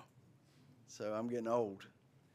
And I'm currently the pastor at Balfour Baptist Church, as God has called me and led me up there. I've been there 7 years now. So I have a unique situation, and I see it from different places. First of all, I want to tell you how much I love this place. I love many of you in here, and I love Asheboro. I have given my life and jeopardized my life on more than one occasion for this place, and it's been good to me. I've been treated well, and I do love Asheboro, but I worry about Asheboro. I remember going to a police school one time long ago. It was over in the Statesville area. And I remember the conversation with several of the men that were coming up about the same rank structure that we were then. We were all together, and they said, we would love to police in Asheboro. Said we had never hear nothing bad about that place, and that we'd love to be there instead of what we have to deal with all the time. Today, we're just like they are, or moving toward that. You know, as we said earlier, the alcohol is already in the businesses. And the thing that I worry about is if we allow this to get on our city streets, and if we allow it to kind of go, I know it's not unchecked, but if we allow it to be out there, then it's just going to cause the problem that we all recognize now that we have from a police perspective. It's going to strain resources. It's going to put more pressure on the police to perform and to be able to enforce the laws and to try to make. I understand about trying to make money and do all those things, but at what cost? You see, I've spent most of my life dealing with the ramifications of alcohol. I would love to have had some of you with me at some of the wrecks that I've been at that alcohol was involved in. I would have loved to have had you with me when I've kicked in a door, me and another lieutenant, and a lady that was cut beyond imagination, just destroyed because of a drunk boyfriend. Story after story. So alcohol does not leave a very good taste in my mouth. And today, from my ministerial position, I'm reminded in the book of Ezekiel that I'm a watchman on the wall. And these men over here are watchmen on the wall, and you, to a certain extent, are the same way.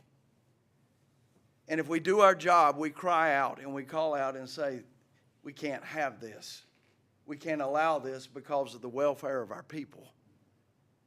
And so tonight, as a pastor, as a minister of the gospel, I'm on that wall.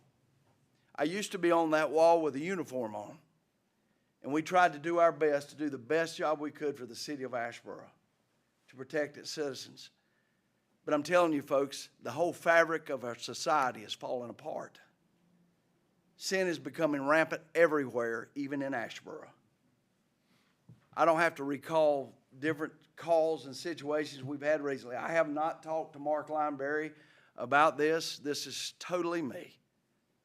But I'm telling you, it's going to add a added burden to the police to just worry about trying to keep the peace in the city of Asheboro and to try to do the right things and yet still answer the calls. So I challenge you today. Hear our cries tonight as we stand before you. Sometimes you got to make decisions that are best for everybody. We have a good thing here. And I'm all for people making, I love the residents, the restaurants and all the things that you could dream of having. But folks, it's just not worth it to chuck in all of our morals and all the things that are special to this area of our community. And all of you know what I'm talking about. This is a good place, has been a wonderful place. So folks, I ask you tonight to be on that wall watching and to hear our voices as we challenge you to do the right thing. Thank you, Chief. Sam, you want to speak? Al, anybody over here? Joel, anybody? All right, go ahead, Al. I'll add my name to the list. I'm Al LaPratt. I am actually the chair of the Downtown Asheboro, Inc. The proposal that is before you from both Rebecca and for what Jeff has worked on as well. There we go. You know, I look at this, and I've been a resident of downtown, actual downtown, for a long time. One of the few. Have a business downtown. I've seen downtown change a lot in the last 25, 26 years. I don't see us having a problem with the people this is intended to benefit. The problems we have today aren't from the folks who are purchasing alcohol in the businesses. We have people who are wandering through the park. They don't get that alcohol from one of these businesses. This ordinance or social district is intended to benefit the businesses in the downtown footprint, mostly for events that occur in downtown. I mean, you're talking about having one beverage and walking out the door, not to get in a car. And these are generally going to be your law-abiding citizens, not the folks who are out there buying a 40 at the convenience store. Yeah, everybody has an opinion on alcohol. We've dealt with that for so long in Asheboro. Everybody has a religious background. I do too. It's a little bit of a different variance. But when it comes down to it, it's something that's permitted with the state. It's something that we can permit within the Asheboro city limits. Enforcement's always an issue, and we can stand here and talk about enforcement for stuff in Asheboro for hours on end. I have my own issues with some enforcement in Asheboro, and I can stand here for hours on end, and most of these people at the table know it. But for the matter at hand, I think it's still the right thing to do. Thank you. Thank you, Mr. LaPratt. Come on up, sir. I wasn't going to say anything, but he said it's the right thing to do, and I would like to just add my 2 cents on what's the right thing to do. I don't live in city limits of Asheboro, and I don't pastor a church in the city limits of Asheboro. I'm running for the North Carolina legislature, and I hope to bring a lot of money to help Asheboro. You were Introduce yourself, I'm sorry. Neil Jackson. I'm running for House District 78, which is Alan McNeil's old seat, and he's not seeking reelection. What is the right thing to do? You said a few moments, and I admire you guys being here at 10:30 at night. They come, you've seen it for 25 years. How many can I build? How little do I have to do? And you guys have seen over and over and over promises and reality. I've never touched alcohol in my life. And you say, why not? Because I'm afraid of my mama. Every day she would get off of the bus and her two parents would be passed out on the ground when she got off. And she says, if you ever touch it, I'm going to beat you within an inch of your life. I never touched it, sir. So here's what the issue is. What's right?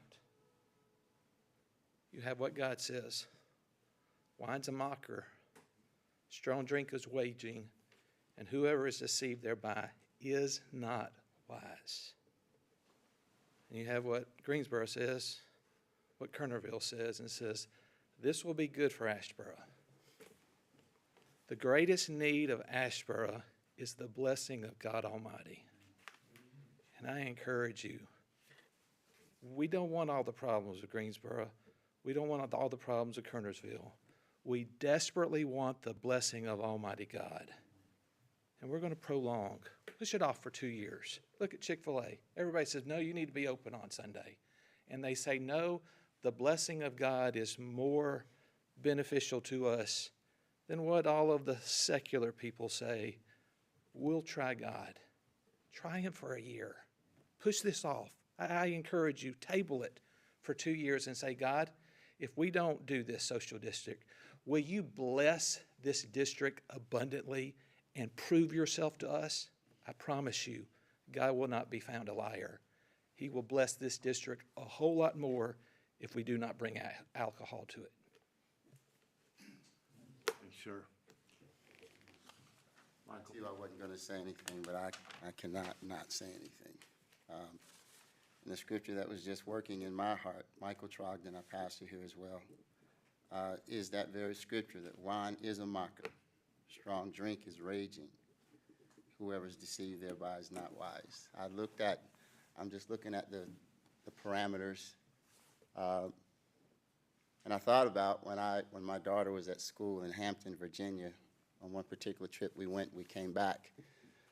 We got back into Randolph County area at about 1 o'clock, 1:30 in the morning. I wasn't paying attention to the speed limit. 1:30 in the morning, I am tired. And so I'm driving faster than I should be driving. I've driven 4.5 hours. I got 20 minutes to get home, and I get stopped by the police.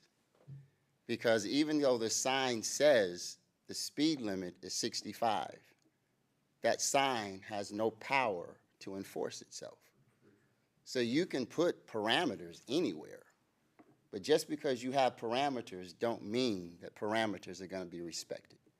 So when you're dealing with something like alcohol, I've got a grandmother in my church right now whose grandson is bleeding in 3 areas of his brain. He's got a cracked spleen. He has a tube that's causing the blood to leave his brain. You cannot legislate. I was listening to the attorney, and no disrespect at all, but all of the ifs. You cannot, when it comes to alcohol, you cannot legislate that. And I'm listening, it's almost, to me, I'm like, well, why even bother? If you have to go through all of these, jump through all of these hoops, you have alcohol in the businesses, why do we have to add this? Because 2 years later, it will be something else. So I implore you, please, and I know that you carry a heavy weight. I know you carry a heavy weight, but those parameters, it's almost like you have to have police enforcement following people to ensure. You cannot, those parameters don't mean anything. So as a pastor, I pastor young people. I have 3 children, and I know the ravages of alcohol because you cannot control how far alcohol can take you. alcohol causes you to make irrational thoughts, irrational activities. So I plead with you, as Neil Jackson says, I believe that as ministers of the gospel, that we can put a demand on heaven as it relates to that district and pray that the blessing of the Lord would be on that district. I think it is too great a cost to push this further than we already have. You have alcohol in businesses, and I think that we should consider that that is enough. Thank you.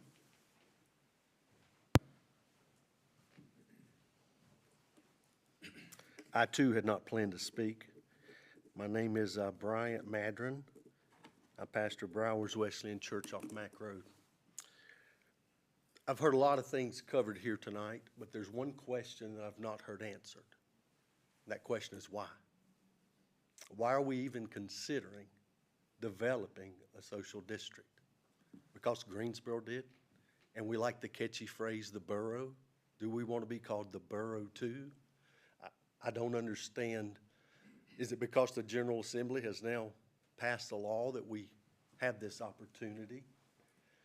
Paul, in the New Testament, during the time frame where the Jews partook of alcohol, said, all things may be permissible, but not profitable. Just because the General Assembly now allows Asheboro to have a social district, it doesn't mean it's necessarily going to be profitable for us. So far, I haven't heard anybody represent or even give us an idea of the answer of why. Why are we even considering it? Let's assume it's for tax dollars. Let's assume it's for increased sales. I heard events from the coordinator. Maybe that's the idea. Do you guys know that last year in 2021, the Randolph County tax representation for the county, we have a 7.25% increase last year in our tax volume. So the idea behind the social districts was to bring the business back. We don't even have a social district, and it looks like the business is already back. Would that not be fair to say? So I would encourage you to please consider not passing the proposal. I don't see the need. It's already been spoke of. Alcohol is already there. We've already discussed the business owners. Can you imagine as an antique shop owner that you want to be the gatekeeper to keep alcohol out?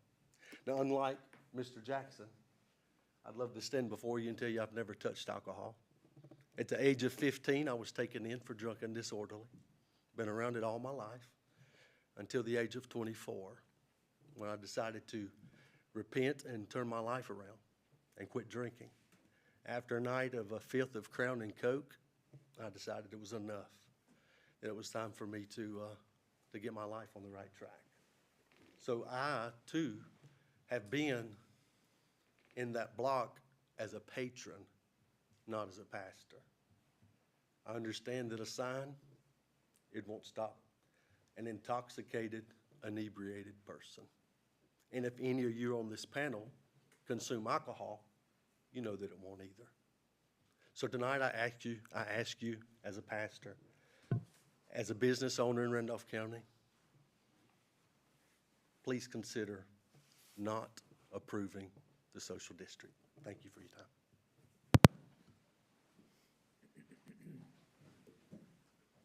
My name is Christian Vestal. I was here tonight to represent Davidson Land Development on the Timber Ridge subdivision, which we didn't have to say anything from the engineer's behalf. We hear the side of the business owner to bring in revenue. Great ideas come in that direction. We hear the pastors from the community saying, we know what this brings. Myself, I've been called to preach. I'm not currently pastoring a church. I'm sitting on this half. It wasn't even intentionally. I'm just sitting over here. But there is a call in my life to preach the gospel. And the gospel is the good news that Jesus Christ came to save sinners. We're all sinners whether we drink or not. That's just a simple fact of the matter. But to weigh these two options from different perspectives, we've heard it talked about those who've drank that haven't drank, but I want to ask you a question, and what are you going to do about it? What about your kids? I got a 1-year-old at home. We come to downtown Asheboro every day. I work in this district. You know, what do you want to expose them to? What do you want to show them about how you live, what you accept, and what you portray to the community, what you allow? And in that, what do you want them to be like? It's just one more step closer, one more thing in front of them enticing them, one more thing to allow them to do something that you may not approve of. Stand for your conviction. Not every one of you on this panel probably wants this. I don't know how the vote has to go, if it has to be majority, if it has to be unanimous. I don't know if it's just something the city can draft up and adopt. I really don't know the law behind it. But stand for what you believe in and look out for the future of our kids. Thank you, sir.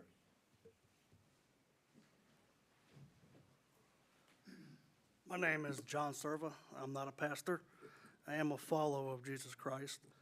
And I do construction for a living. I work this whole state. I've been in these districts from Wilmington all the way to Asheville. And what the businesses aren't telling you, they can have events that doesn't require alcohol. You're already having alcohol served inside the facility. Why do you have to take it out to events to entice your patrons to come out and do something to bring more alcohol into the community? What events and communities that have these, if you look at all the police reports, all of the, in the whole state, it's there, it's for you to look at. Every time they have a social district that brings alcohol available to open in the streets, crime raises. With alcohol comes other illicit drugs. Communities that, or businesses that want this, they're looking at revenue, money in my pocket. The more people I can bring in, the more money in my pocket. They don't look at that, what else does alcohol bring? Violence and drugs. Like I said, okay, you can only have alcohol if you buy it from this business.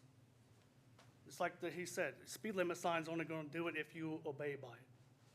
So if the city council decides, okay, we're gonna put this through, why does the city of Asheboro Police have to have the burden of enforcing it? If the city council and the city's attorney voted this in, you guys should be standing on those corners enforcing the regulations. If this is what you want, I think that's part of your job. You approved it, you need to enforce it. And that's where I'm gonna leave it. Thanks,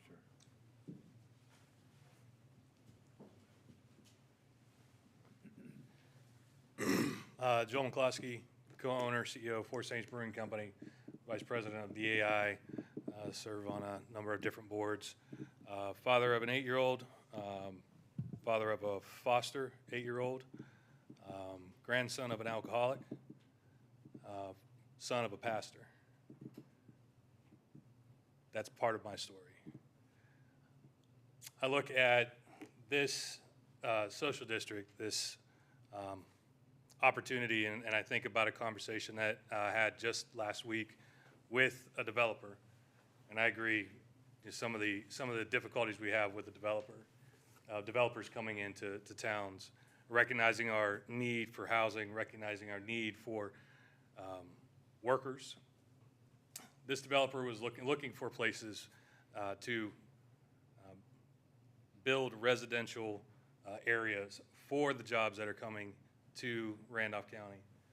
Between Toyota, VinFast, a brand new rebar construction plant down in Lexington, Boom Supersonic, and the many others that are coming to this area.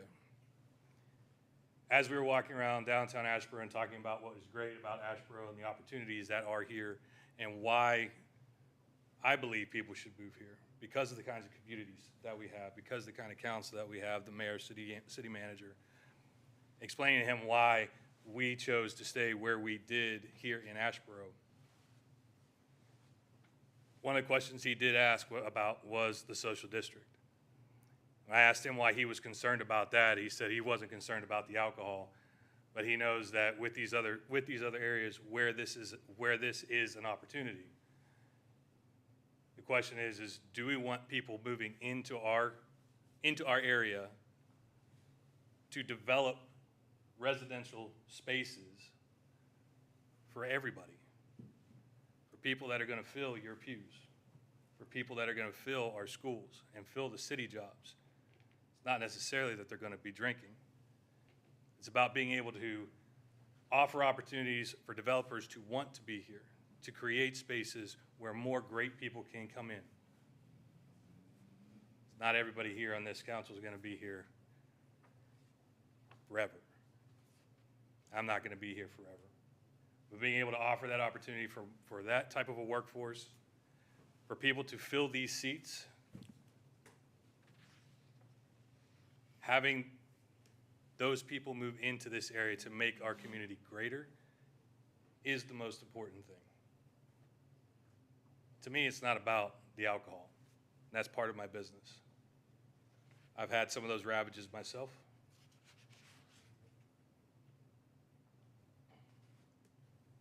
But it's about the future and what is coming to Asheboro, what is coming to Randolph County, or what's not. Because those areas and those businesses that are coming, the number of people that are coming to our area are not going to have time to try to make a decision. They're going to find a house or they're not. And if we have the opportunities for them, they're going to choose to live here because of what Asheboro is. But they got to have those places to live, and those developers are looking for those opportunities. And if we're thinking about the future and thinking about what we want is best, it's not about the alcohol. It's about the other opportunities that are going to come. And whether they buy beer from me or not doesn't matter. Thank you. Joel.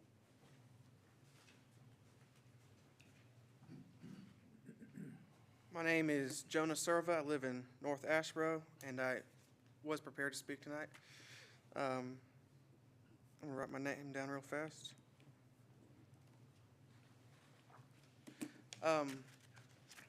Most of my brothers here have expressed most of the same opinions that I have tonight. I kind of want to speak from my experience. My family moved down to Randolph County about 9.5 years ago.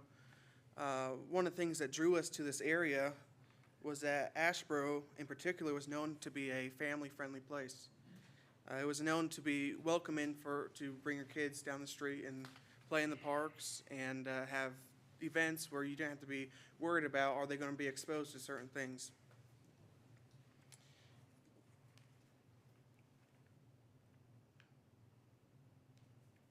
I became disappointed as I was getting older when I learned that Asheboro voted to allow the sale of alcohol in it.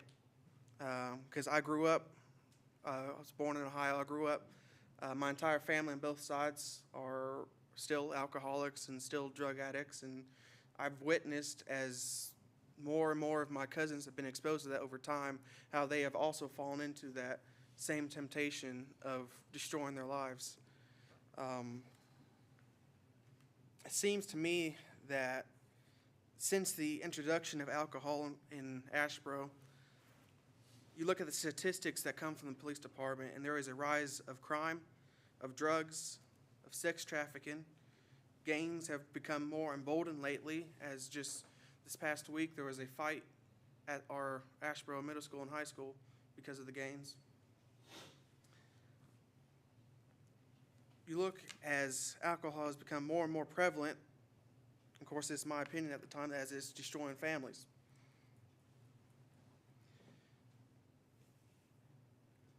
It's one thing to allow businesses and people to consume alcohol in their houses or with inside restaurants, but it's another thing to be exposing them out in the public to families and for people who don't want to be around that. Because if it's just in the houses or just inside of businesses, we have that option to avoid it. If this were to pass or something like this, if we want to avoid it now, we have to avoid going downtown entirely.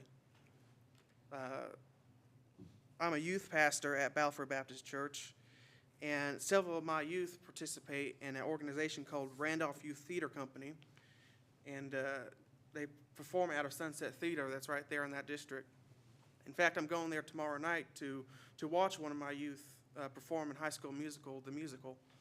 And I'm just thinking, when they are done putting on that performance and stuff, and are they going to be walking outside, children and teenagers being exposed to people drinking, the possibility of being drunk, possibility of someone saying, hey, you look old enough, here's this. Is that going to happen every time? No, but it's always a possibility. And it could be a possibility that doesn't even have to exist. It could be something that we can completely avoid. In our school systems right now, if you go through elementary school, you're introduced to a program called DARE, the Drug Abuse Resistance Education. One of the things they teach you in DARE, as I'm sure most of y'all know, is that they teach you to resist alcohol because it is an addictive substance. If Asheboro were to adopt something like this social district, it is not only telling our children that alcohol is okay, but it also is undermining the police's authority because we're saying it doesn't matter because everyone's doing it now. Because now our city has voted to set up a district where it's safe to consume as much as you might want. I have a niece that is almost 2 years old now, and I enjoy spending time with her, and I enjoy taking her to places here in downtown. As a Christian family, we're trying to teach her the doctrines that are found in the Word of God, the morals and character that one should possess, and drinking alcohol is against our beliefs. As I said earlier, it's one thing to be allowed to consume it inside a restaurant or your own house, but it's an entirely different circumstance when you're walking through it, when I have to explain to my niece that that's not okay. Because out in the public square, it's supposed to be open for everyone's beliefs to be expressed equally. And when you're sitting there and you're having a space set aside for alcohol, you have a space set aside for us to worship freely inside our churches, why would you sit there and put favoritism on one group of people instead of all groups of people? It's wrong to expose our teenagers and children to something that will only bring destruction to their families. And I want to leave you with this, as Galatians chapter 5, verse 21 says, the whole chapter 5 of Galatians lists off a whole bunch of sins that if you want to live a Christian life, you need to avoid. But verse 21 ends with these three. It says, envy, drunkenness, and orgies, and things like these. I warn you, as I warned you before, that those who do such things will not inherit the kingdom of God. I really appreciate your time and your patience with all of us as you're listening to both sides, as you're seeking counsel, as you're making a decision for this. But I would ask you, not only as concern as a Christian, but also in concern as I try to teach teenagers and children in our community, that you will not accept this and you will in fact introduce policies to ban any such district from being proposed. Thank you. Thank you, sir. My name's Alan Murray. I'm pastor of Faith in Motion Ministries in Asheboro.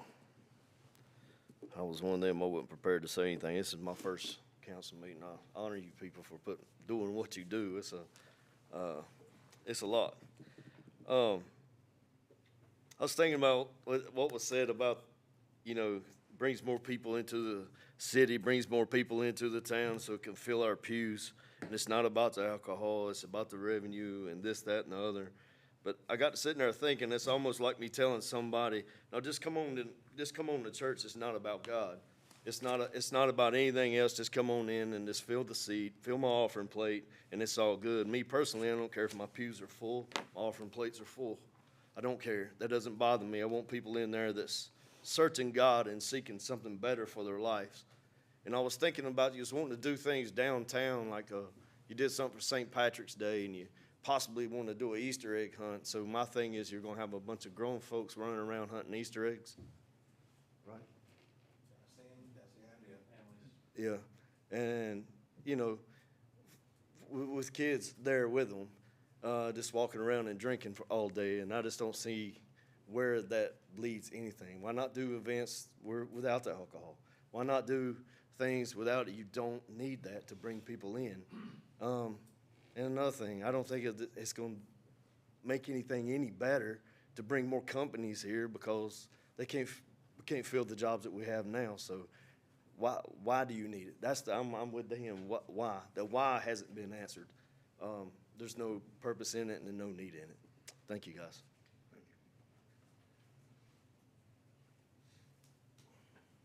Anybody else? Okay, a lot of passion on both sides of this issue, and I don't think we expected any different, anytime we talk about alcohol.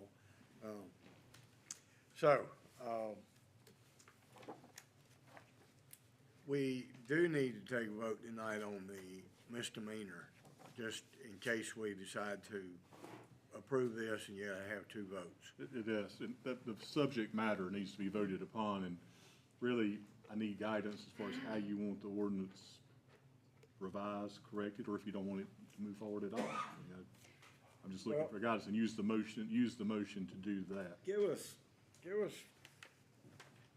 time to think about this.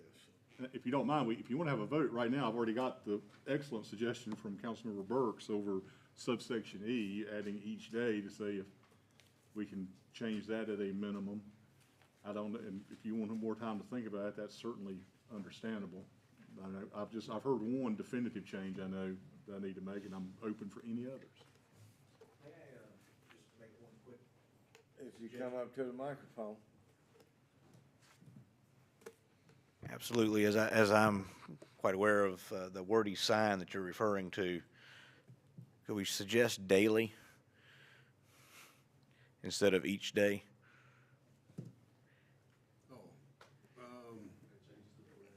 Thursday through Sunday. And I'll You're emphasize, referring the to sign hours. doesn't have to have exactly what the ordinance says. The ordinance can have, Yeah, I was just Something thinking, that indicates that it's Thursday, Friday, Saturday, Not the Sunday, whole- not Thursday through Sunday, 24 hours. We don't definitely want that. the sign can be its own creation. The ordinance is. Question, because this is my first council meeting. Is this, is this gonna be the way it's gonna be 5 to 11, or do we have the opportunity? Because I thought we were kind of workshopping what that was gonna look like. Well, Jeff explained to us early on, and you might have missed it.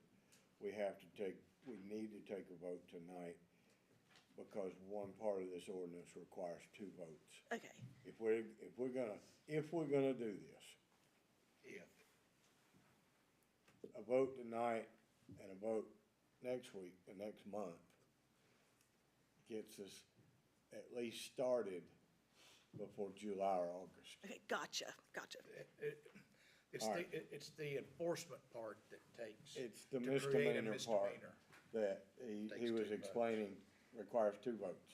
And if we're gonna have it, I think we need a misdemeanor because just a city code violation with fines is not gonna be So- if we're gonna have it, it's not gonna be a detriment. So I think we definitely need to have the misdemeanor aspect of it if we're gonna adopt the social And misdemeanor. by voting on this, what we're talking about right at the moment does not mean that this is a done deal or that we will, that there's enough votes on the council to approve the district, the social district.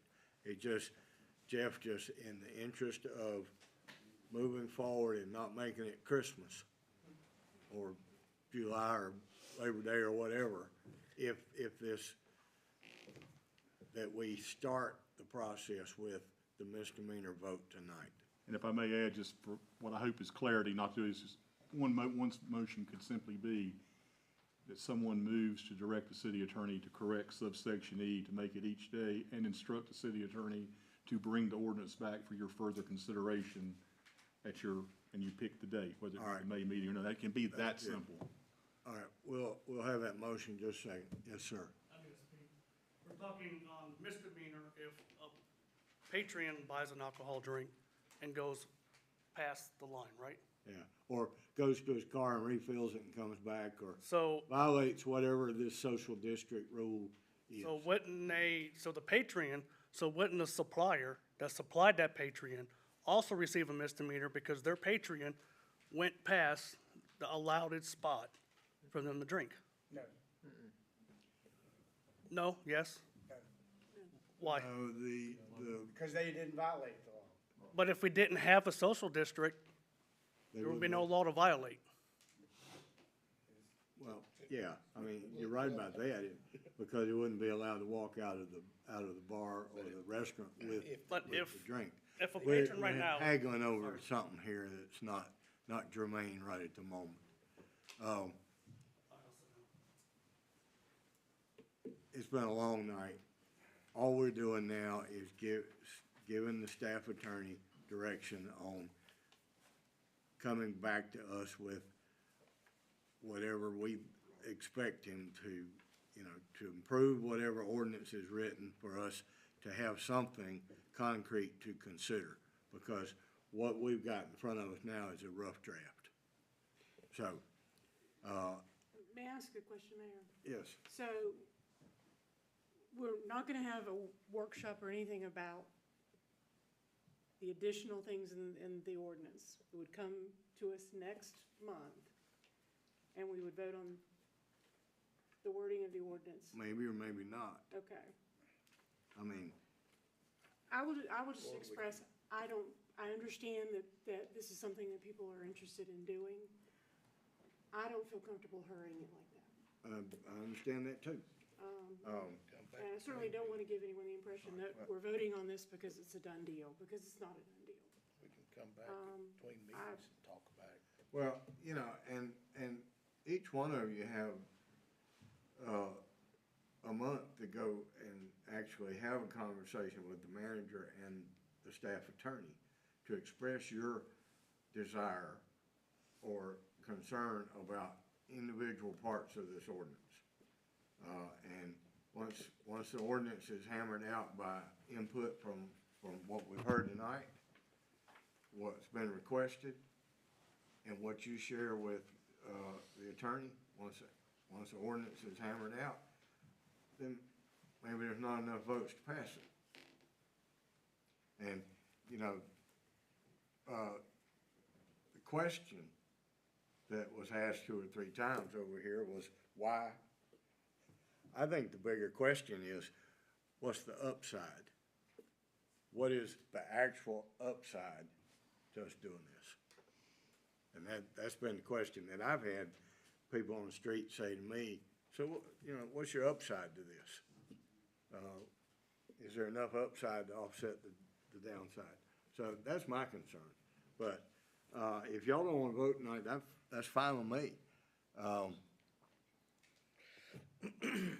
I mean, we're trying to save a little And we've time. done, at the staff level, Mayor, we've heard people's input. That's why the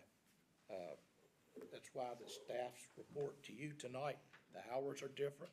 That's why the shape of the district, we've done all we can do. Yeah.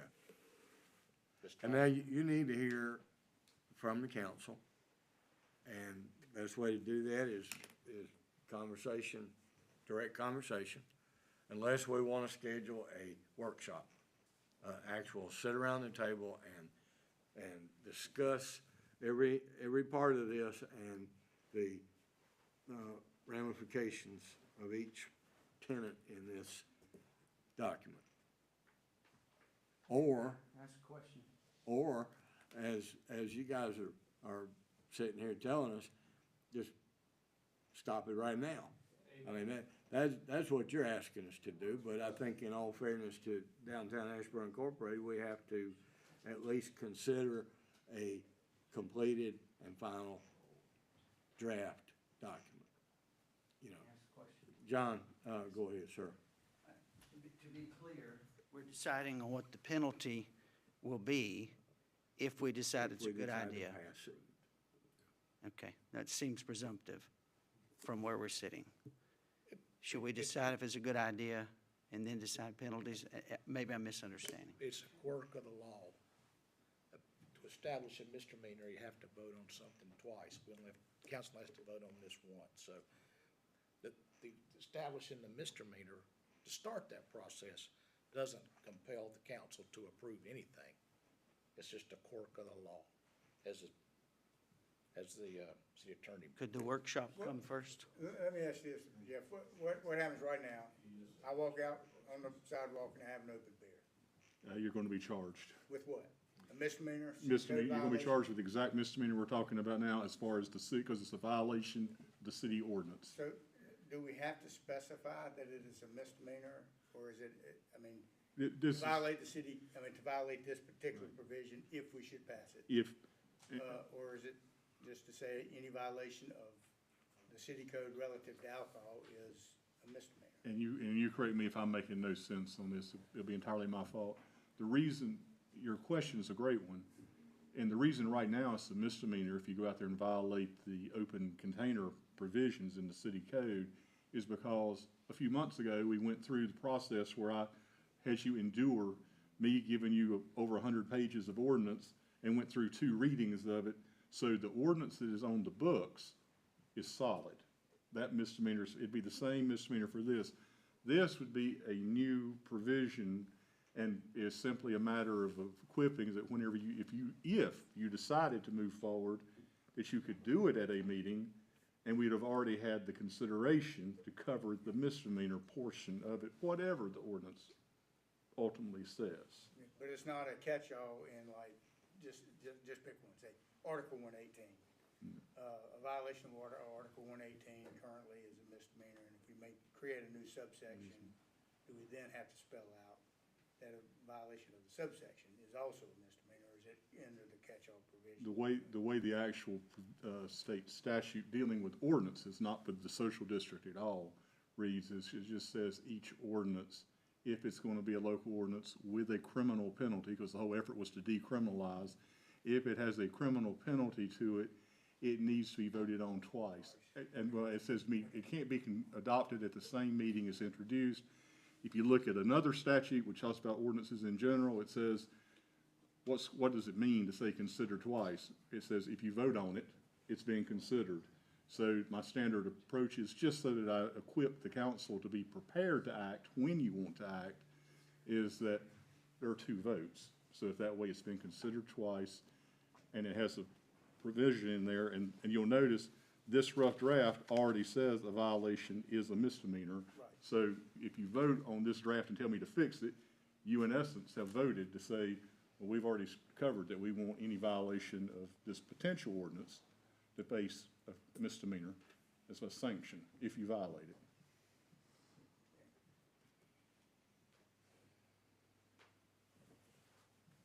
Mr. Mayor, may I speak? Why not? Come on. Just I gotta go work a little bit. being in planning board and council meetings a couple times, there's often a condition placed on approvals. Would that condition, if they were to vote, not at this meeting, table it here, but vote at a later meeting to, as this side would say, yes, let's have it, then in that condition, the second vote would be to place the law on it, and that'd be 2 votes? Does that make sense? It takes 2 considerations, and you need 2 meetings to do that. And I'm just establishing that they considered it at this meeting by saying there was a vote. And part of that vote can be explicitly telling me, fix this one part, and also telling me at the same time, don't do anything else on it until the council comes back together to talk about it. I got you. So, I would make a motion that we adopt the ordinance. Well, we direct staff, to make the change of, in subparagraph E, to 5 p.m. and 11 p.m. either daily or each day. Each day's how I'll go, if that's okay with you. And then we will, that we revisit this matter at our May 5th meeting. And if I might add to that, we had the thing with the redundancy in H5. If you're leaving the district Yeah, or going into a drug. Yeah, if you gotta get rid of it if you're going out of the district, but unless you're putting it back into something. If you don't mind, let's revisit that one, because that's in the state statute.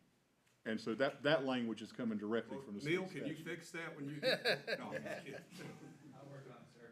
That redundant statement is in the state statute. It's in the state statute. How can you be leaving the district or at the same time going into, or going into the club that sold you the alcohol. I make it a point never to engage in academic arguments over something, it's just, I mean, if the building is contiguous to it, technically you're outside of the district, yeah, right? correct. I'm sure that someone in bill drafting got into a hypothetical, being concerned about it, and thought that the safer way to handle it was to put that language in there, which is why I didn't feel comfortable deleting something where the General Assembly's Bill Drafting Division put it in there. Now, the part on each day, I can fix that, because that's purely my fault, so I can have, that's no problem. It's just I'm a little hesitant to pull out something where the All right, so we legislature. have, We can revisit it later if we need to. I mean, well, I can revisit that. Now you see why we got as far as we can. yeah, I do. All right. Clark's motion, and that's where I was headed, trying to get there. I just didn't know exactly what I was trying to do. But Clark's motion is to fix that one paragraph on the times. E, paragraph E. yes. All right, And direct it not for me to take for no further action till it comes back at the May 5th meeting. Come back at the- That's how we've got the motion. all right. Okay, we have a motion. Do I have a second? I just want for clarification, because it is 11 o'clock at night. Are we gonna do a second motion about the misdemeanor? Or do we need to specifically put that?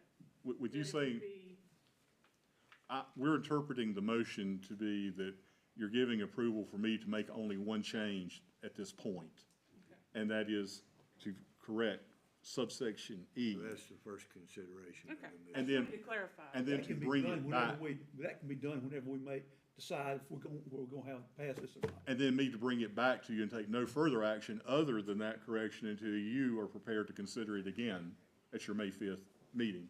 And you may do at that point, you can reject it entirely, give me specific direction, say you want to push it to another time, but that's all up to the next meeting. But we will have voted at one time on the subject matter. Any more questions? Anybody understand what we're doing here? With all due respect, I'd say just shut it down. I'm sorry, I didn't hear that. I said, with all due respect, I'd say just shut it down and do what you know is right. I will second Mr. Bell's motion. All right, we have a second. Restate the motion, please.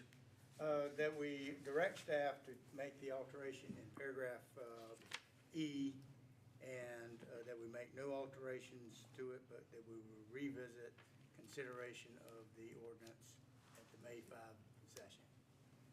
All right. Discussion. All in favor, say aye. Aye. All opposed. Okay. Folks here, Mayor, tell them it'll be first on May 5th that they want to come back. Don't First ask item them. on May 5th. It'll be under the old.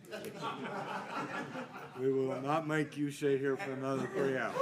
After the Pledge of Allegiance. Yeah. 4 hours. And if you make a scene, you turn the air down. You can't take all this air. Have you been hot or cold? I can't believe a man from Cleveland, Ohio is cold. Well, I got cold myself. I asked Trevor to go turn it up. Thank you. Next, in May, you're probably gonna be asking us to turn it down. All right. I appreciate your patience tonight, and we have heard your comments, and, we will search our souls and do what's right in our mind. Individual decisions need to be made. So, I appreciate you being here, I appreciate your patience. We will, be back here to consider this first item on, be like number 3, on May 5th. First business item. All right, so, we got a special meeting at, Friday the 22nd at 2 o'clock at the City Sportsplex for an update on the progress. And So, but that'll be rain or shine, Mayor. rain or shine. We'll have a tent out there if it's raining. All right, so, Trevor, you got a calendar up here? All right. Easter egg hunt, Parks and Rec, Cultural Resources, that's this Saturday at 10 in Bicentennial Park. Law Enforcement Explorer, interest meeting, Tuesday, April 12th. If you know any high school kids that are interested in law enforcement, we have an Explorer program. Awesome. And we're adding fire service to that. We're adding fire service to that. So anybody that might be looking for a career in public safety, City of Asheboro is a good place to work. Good Friday, City Hall will be closed. We have a special meeting on the 22nd. Rhino Leap Unnecessary Forest starts April 22nd at the Sunset Theater. And Mayor's Prayer Breakfast is May 5th at AVS. Charlie Swears has a birthday on April 15th. And Jane Redding. I appreciate you closing the office for me, that was nice. And Jane Redding has a birthday on April 9th. Happy birthday, Jane. Happy birthday, Charles. Thank you, sir. We will dispense with our normal roundtable here in the interest of getting home at a decent hour. Two quick items, Mayor.